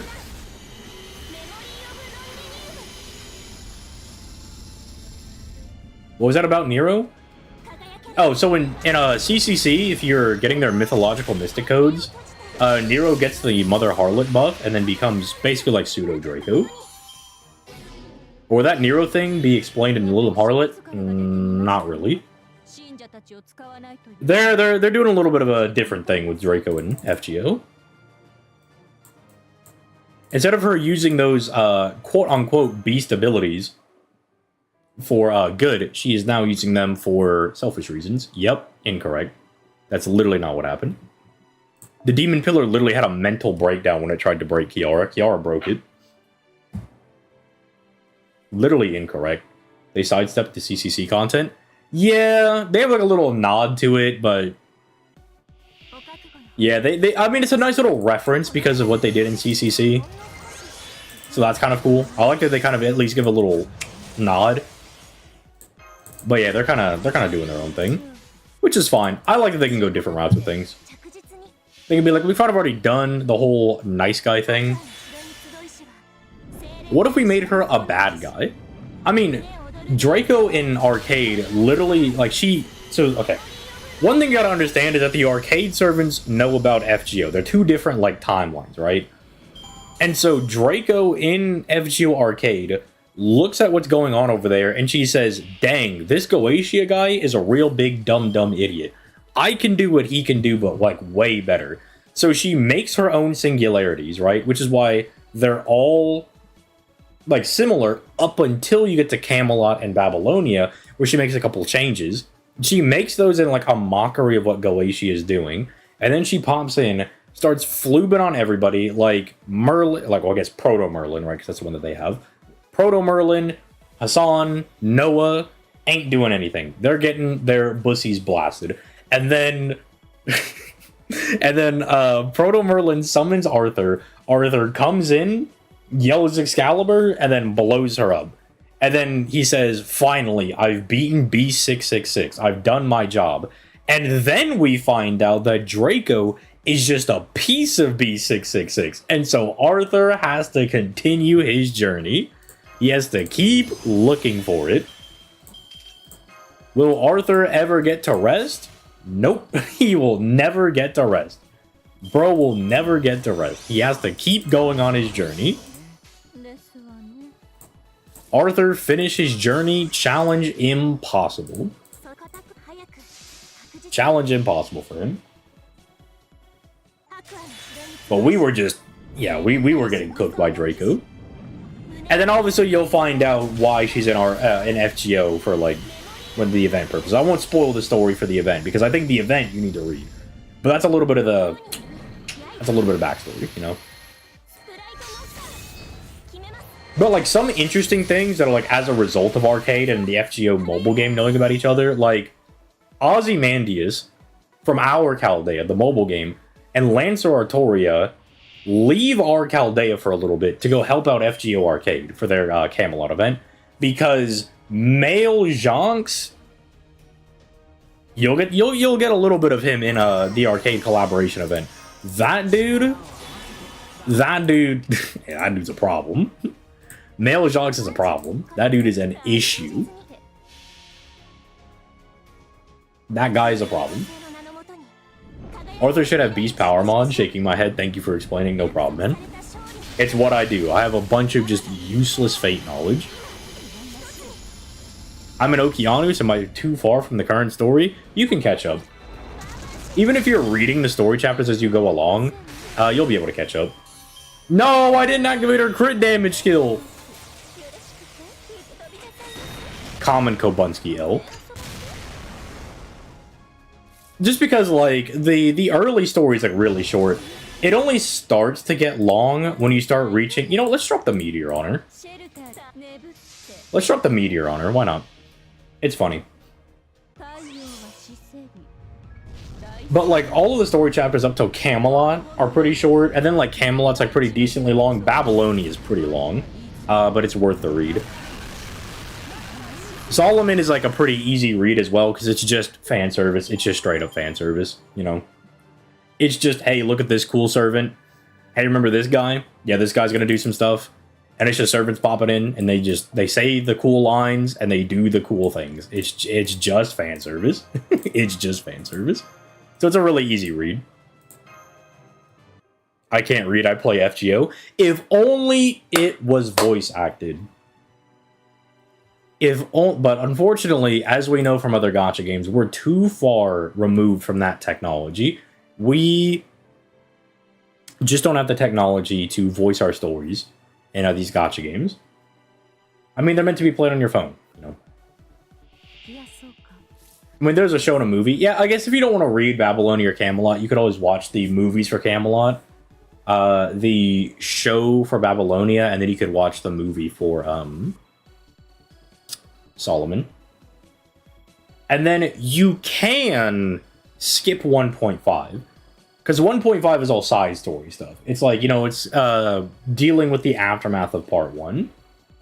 But it's not like you need to read it. It's literally just like filler in between part 1 and part 2.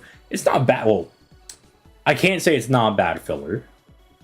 I personally like Shinjuku a lot. Shinjuku's my favorite. I like Shinjuku a lot. I like all the characters involved. I think it's a nice, neat little story. I enjoyed it.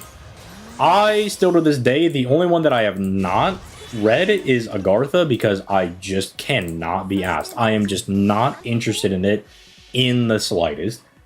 Just not interested. Just cannot be asked. And I also have a grudge against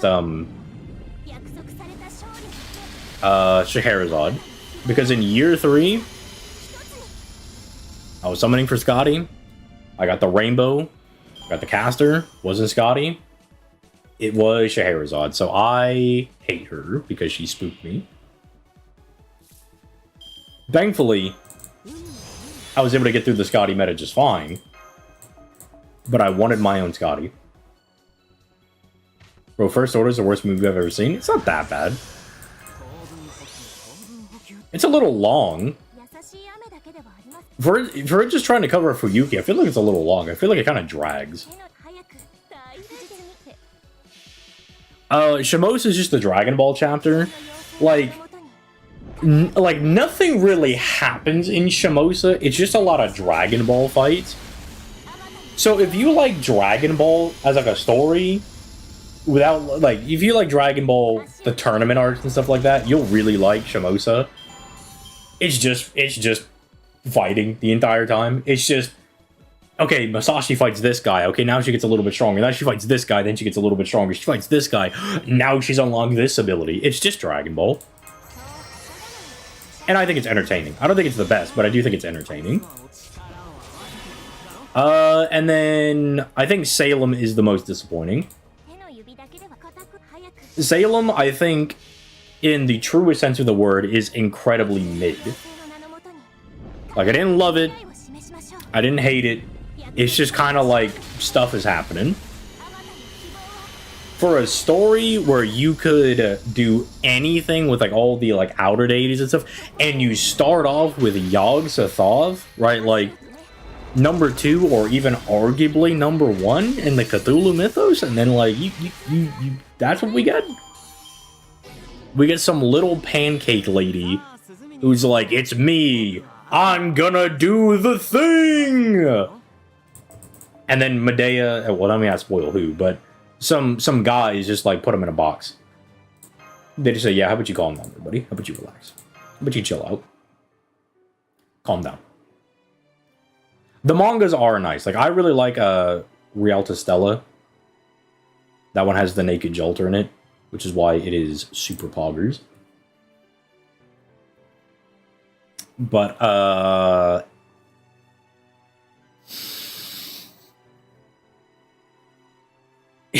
Yeah, sorry. I keep thinking of, like, yeah, like Salem had potential. Yeah, like I'll just inhale, sigh, dude. Just ugh. Makes me so sad because I love stories that do weird things with like the Outer God stuff. You could do so much cool stuff with them, and we elected to do nothing.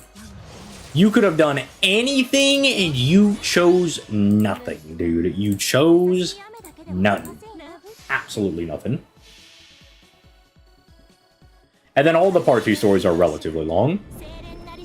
But they're all, like, decent. I mean, this is a patron exclusive video, but I go over, like, all the different Lost Belt chapters and I rank all of them. I will eventually read Agartha, because I'm, well, I started this, like, a year ago, but I was rereading all of FGO. And I stopped at Babylonia. Not for any particular reason, it's just I kind of got distracted.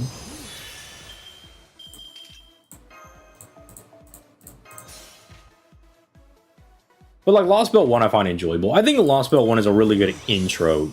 Okay, the prologue for part 1. Nobody really talks about this, but the prologue for part 1 is like the most boring thing I've ever read.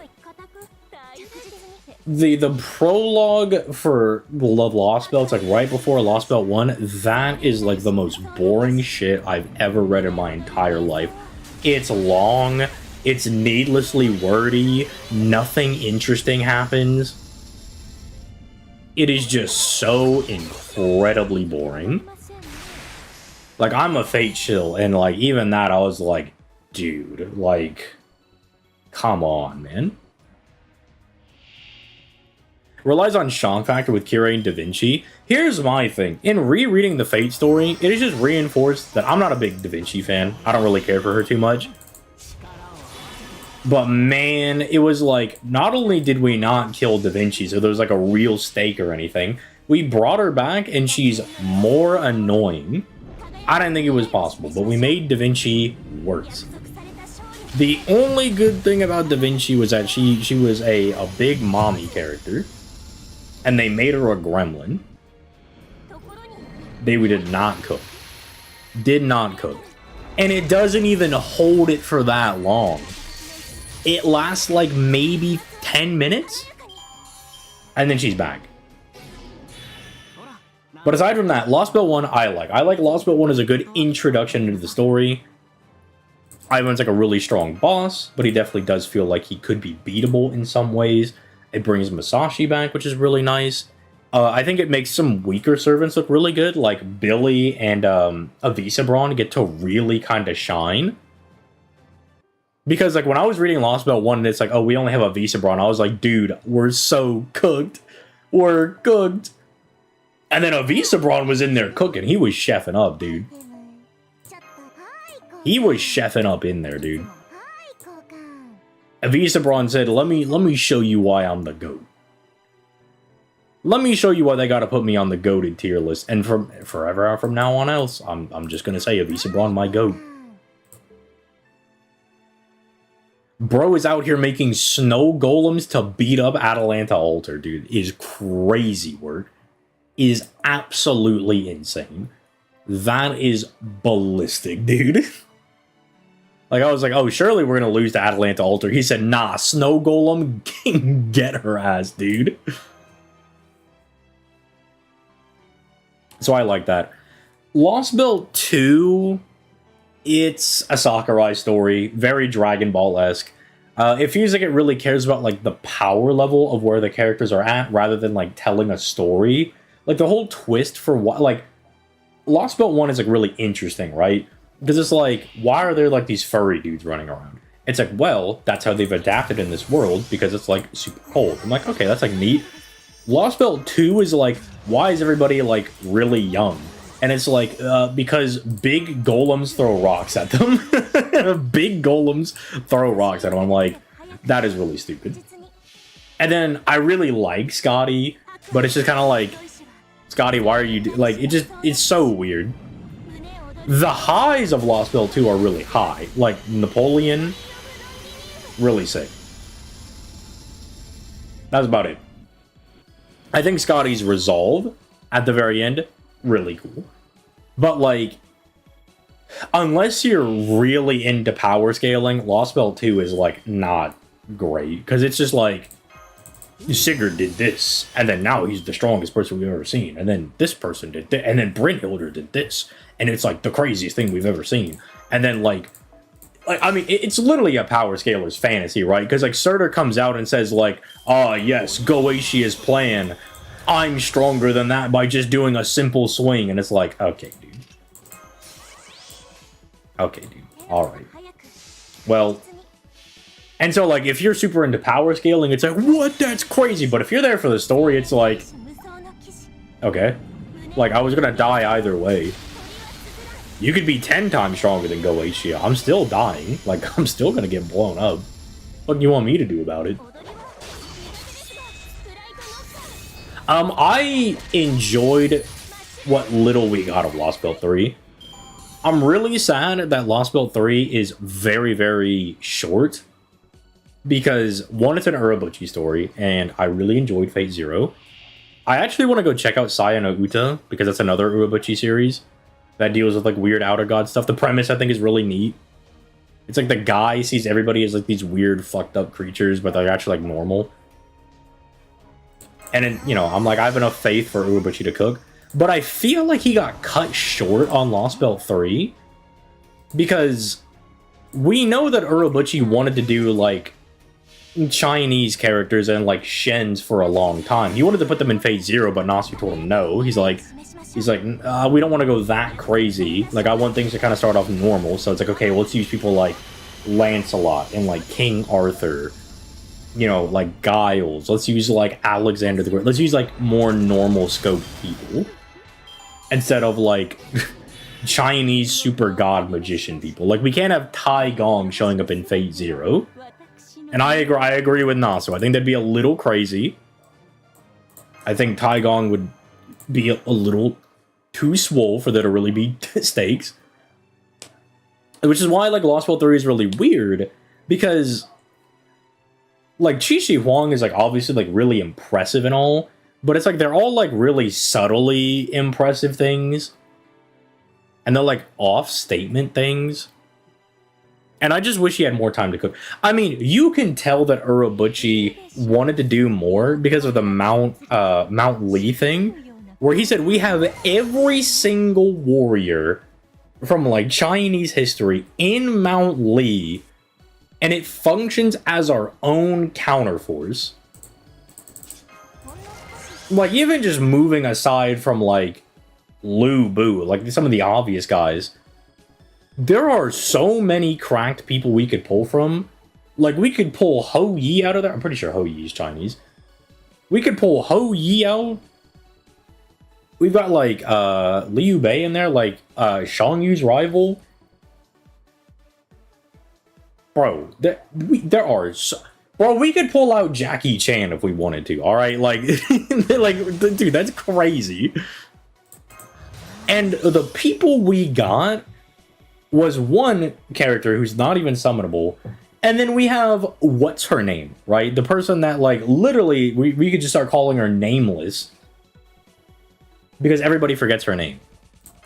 Like, I think Qin Liang Yu did, like, I think I enjoyed her in Lost Belt 3, but there's no wonder people forget her name. She just doesn't get enough time to, like, really cook, you know? So you can tell they wanted to do a lot in Lost Belt 3, but I don't know if he was pressed for time, or they cut him short. I don't know what happened. Because, like, what's there is really interesting. It's just, there's no finality to it, right?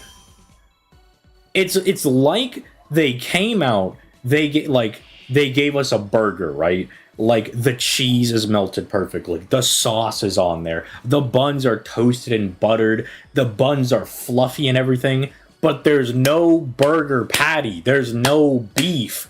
Where is the substance, my brother? Where is the substance? Where is the meat in my burger, dude?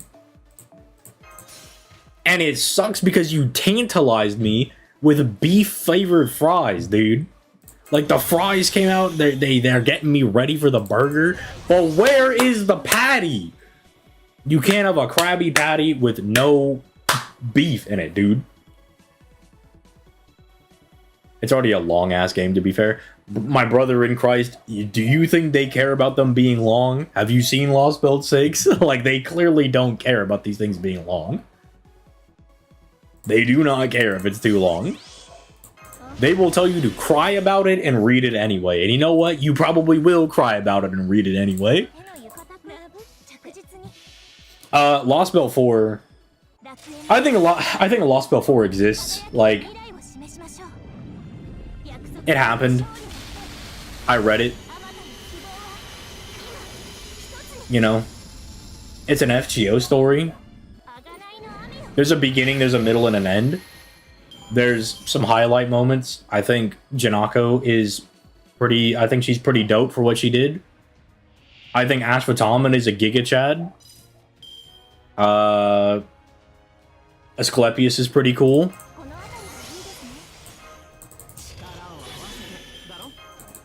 That's about it. Yeah, that's about it. Yeah, that's about it. That's about all for that. That's all I gotta say about Lost Belt 4. Lost Belt 5.1 is absolute cinema.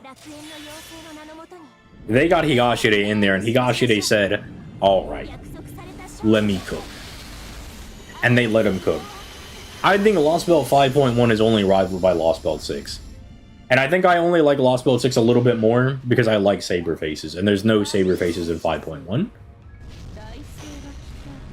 Bro, they even found a way to give Chiyome a good moment in 5.1. They found a way to make people like Jason. Crazy work, dude. Absolute crazy work, my dude. 5.2 is, I think, is a bit disappointing following up 5.1. I mean, 5.2 is just kind of Shimosa 2.0. It's a Dragon Ball chapter. We run in, fight some gods. This guy's strong. That guy's strong. I mean, like, 5.2 kind of shoots itself in the foot with Zeus, because I'm like, oh, Zeus is really cool. And then Zeus turns out to be the biggest bitch-made person we've ever seen. As soon as he starts to lose, he's like, I'm gonna run away now. I'm like, what? Like, Zeus has to be the most bitch-made Lost Belt King I've ever seen. Ivan fought to the end. Scotty fought to the end. Chi Huang fought to the end. Arjuna Alter fought to the end. Morgan was gonna fight to the end, but then they murdered her daughter. I mean, Morgan even said she would fight them if only her head remained, to be fair. So Morgan was down to fight for the end. I haven't read Lost Belt 7 yet, but Cuckoo does seem pretty about it. Zeus starts getting pressed and is like, I'm gonna run away with my tail between my legs. Bitch made. Absolute bitch made Lost Belt King. And it's so sad following up, because, like, they do such good work building Zeus up to be this really cool character. And then they don't even drop the ball, dude. The ball gets punted to outer space. And gets destroyed by the nebulous vortex of lack of gravity in space. Or I guess, too much gravity in space. Let me get my sciences correct. So unfortunate. Like, if you sit down and think about 5.2, not very good.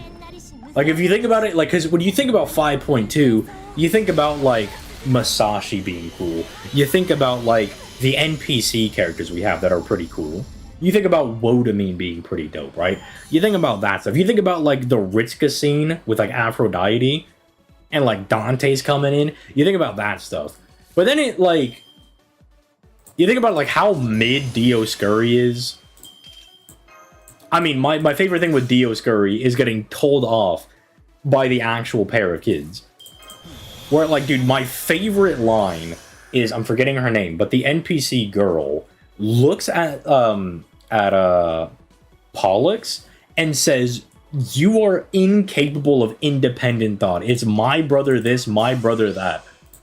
How much you bother to get some original lines? And I was like, Jesus Christ, dude. Jesus Christ. I was like, she did not, like, And then Pollux is like, I'm gonna kill you. And she's like, that would just prove my point that you can't even beat me with words. The only thing you can do is punch, punch, kick, kick. You suck. And I was like, Jesus Christ. The unfortunate thing about reading 5.2 is that I'm no longer a big fan of the Dioscuri twins. Like, I was like a big fan of them because of gameplay, and then when I read their story, I was like, these guys are... Mid would be a disservice to other mid characters. Mid would be a disservice to people like Kin Leongyu. They suck big donkey penis. They are big booty butt cheeks, and not in a good way. Then we go to Lost Belt 6, and Lost Belt 6 is peak. But here's the thing that nobody talks about with Lost Belt 6. It's got a lot of Nasuisms in it. It drags a lot of the time. A lot of, like, the bits are out of place. Where it's like, hey, maybe we shouldn't be making jokes right now. Woodwose is gonna come to kill all of us. You know? It's like, yeah, it's like... It's got some issues. I do think, though, that the writing for Lost Belt 6 makes up for, like, little parts like that. I think it's obviously, like, either the best or second best chapter. It and 5.1 compete for me. Kind of depends on the day. But it's something that people don't talk about. Nobody brings up how, like, bits of Lost Belt 6 just drag and aren't, like, interesting. Or there are just, like, parts in a chapter where it's kind of just filler that realistically can be cut. But look, me, I don't care about public opinion. If something is mid, I'm gonna say it's mid. I'm gonna say it sucks. Now, the whole of Lost Belt 6 is not mid and it does not suck. But there are definitely parts in it that are mid. There are some mid bits. But look, nobody wants to get the dislikes on their videos. Me, I don't care. I don't give a shit. Something's mid, I'm going to tell you it's mid. And there are some mid parts in Lost Belt 6. There's a few. Not many. But they're there. They do exist. I'm excited to read Lost Belt 7. When will I read Lost Belt 7? That's a good question. When will I read Lost Belt 7? Lost Belt 7 has a lot of heavy lifting to do for me, though. Because I was really interested in ORT, and then I found out it's a villain that cannot talk to us. It's just like an entity, and I lost all interest immediately. I completely lost interest. I remember talking to my friend. I was like, dude, like, I can't wait to find out, like, what this extraterrestrial being has to say. What their, like, philosophy is for, like, why that they do the things they do. Do they operate more as, like, a brainiac force of nature type thing? Like, what's gonna be, like, just all of these thoughts that I had for it. And then to find out that we can't even get a crumb because it's just it's just a thing. It just exists. It kind of operates. That is boring. I want to fight for Lost Belt 6 slow burn, but I did end up skipping some scenes.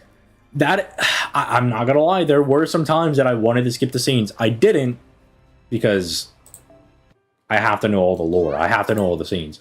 I will describe myself as a professional hater. Like, I will watch something or read something that I think is, like, popular, that I don't like, just to point out that it's bad. Like, if somebody says this series is really good, I'll go check it out. And then if I think it's kind of, like, bad, I'll finish the show instead of dropping it, just so I can hate more effectively. I will finish the series so I can hate as accurately as possible.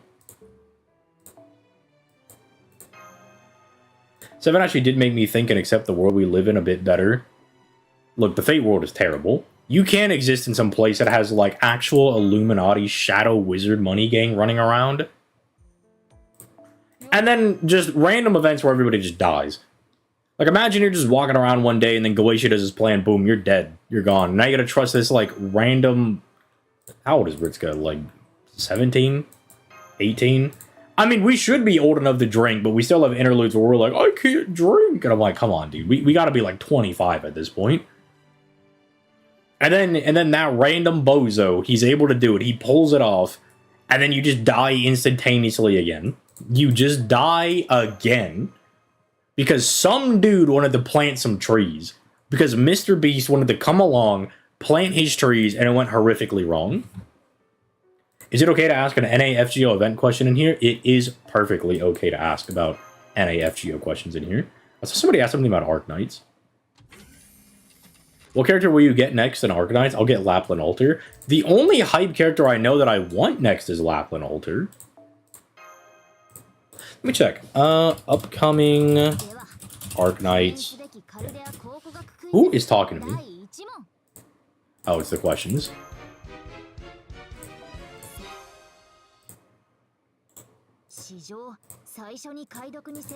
Question number 2. Random answer.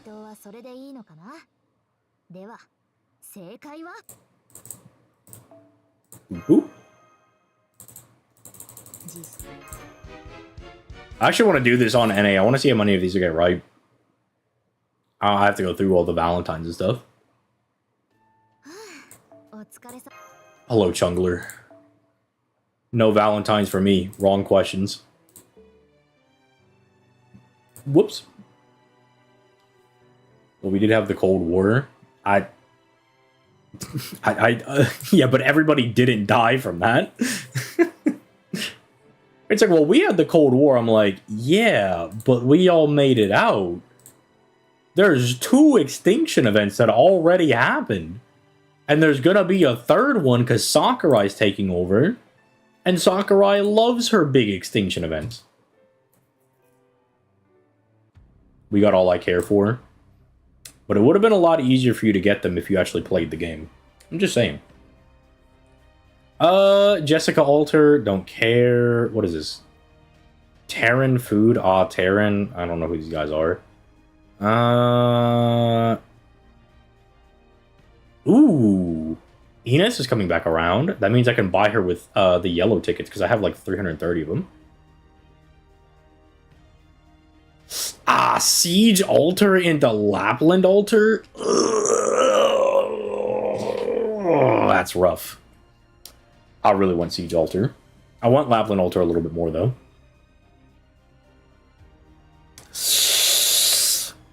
Ooh. I know Thorn's Altar is good, but that's a guy, so I don't care. What the fuck is this? Entelechia? That is a big weapon, man. Oh, she's a little vampire lady. She looks like a Labyrinth character. Thank you, mate. I'm coming to the NA event kind of late for farming the 90++ of Fred support. Do I pick maximum broken boosted hard points or the one gacha 5-star CE? It depends on what you need. Either one is fine. You can go for the gacha CE first if you're planning on clearing out the shop. If you don't have the 5-star gacha CE, I would probably go for that personally, so I can make sure I got all the things done. And then when you're done clearing out the shop, you can pivot to using the free-to-play CE to get the points, and then finish up the ladder. And then when you finish doing that... Thanks for the follow, my boy. When you're done doing that, you can start slotting in bond CEs and start doing bond farming. Like a true Giga Chad. Where that no one believed that Chaldea saved the world because to them nothing happened. Yeah. Which is terrible. Yeah, come on, Zelrich. Zelrich a fraud? It doesn't back us up on that? Zelrich like, I didn't see it. It didn't happen. Okay, bozo. Alright, dude. Okay, Zelrich. Why do I have Chen Gong? Oh, I remember the setup I'm doing. Okay, I remember. It's 3 turn, right? No, it's only 1 turn. I'm a bum. House, fool! I'm stupid. How could I be so naive? Oh yeah, and then I use this. And then I don't think I use anything else on this wave, right? I just Morgan full send it.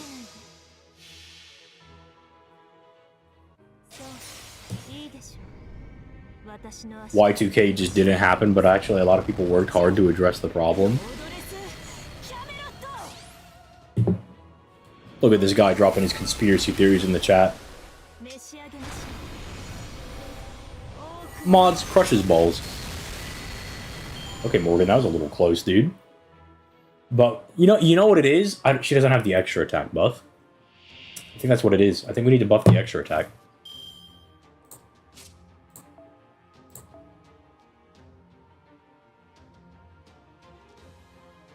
No, we do have the extra attack. Come on, Morgan. We can't be giving me hemorrhoids like that, dude. We can't be stressing me out like that, dude.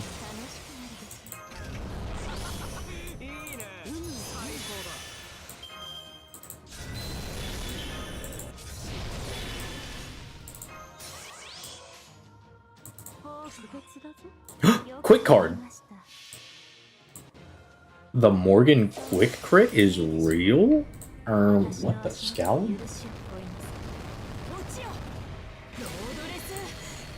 To answer the Arknight's question, it's either going to be Siege Altar or Lapland Altar. It kind of depends on the mood I'm in. Am I in an Artorias Saberface mood, or am I in I Love Evil Women mood? Who's on their banners? That might influence things. Because I do need the dragon brothers and sisters. I'm missing Shu and Lin, I think. The defender one. I have Chong Yue. I have Ling. I have Dusk. And when people say Dusk is bad, I mold. I get upset. She's good in my book. My Morbius couldn't do it. She can do it most of the time. If we don't get the quick card, we can do it. Since we pivoted over to Oberon, we don't have the additional quick damage.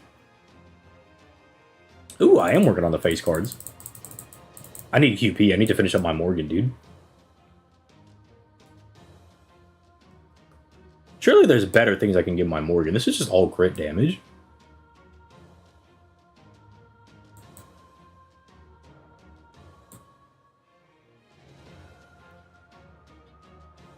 My Morgan has to have all 5-star command codes.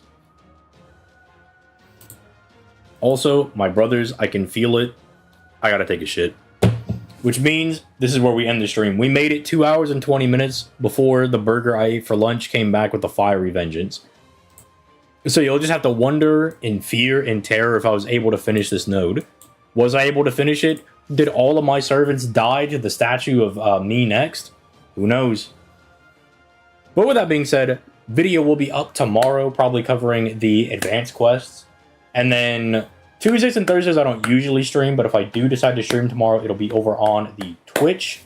And we'll probably do Nikke. Maybe. Or I do something else. Who knows? That being said, your boy's got a shit. So I will catch you guys on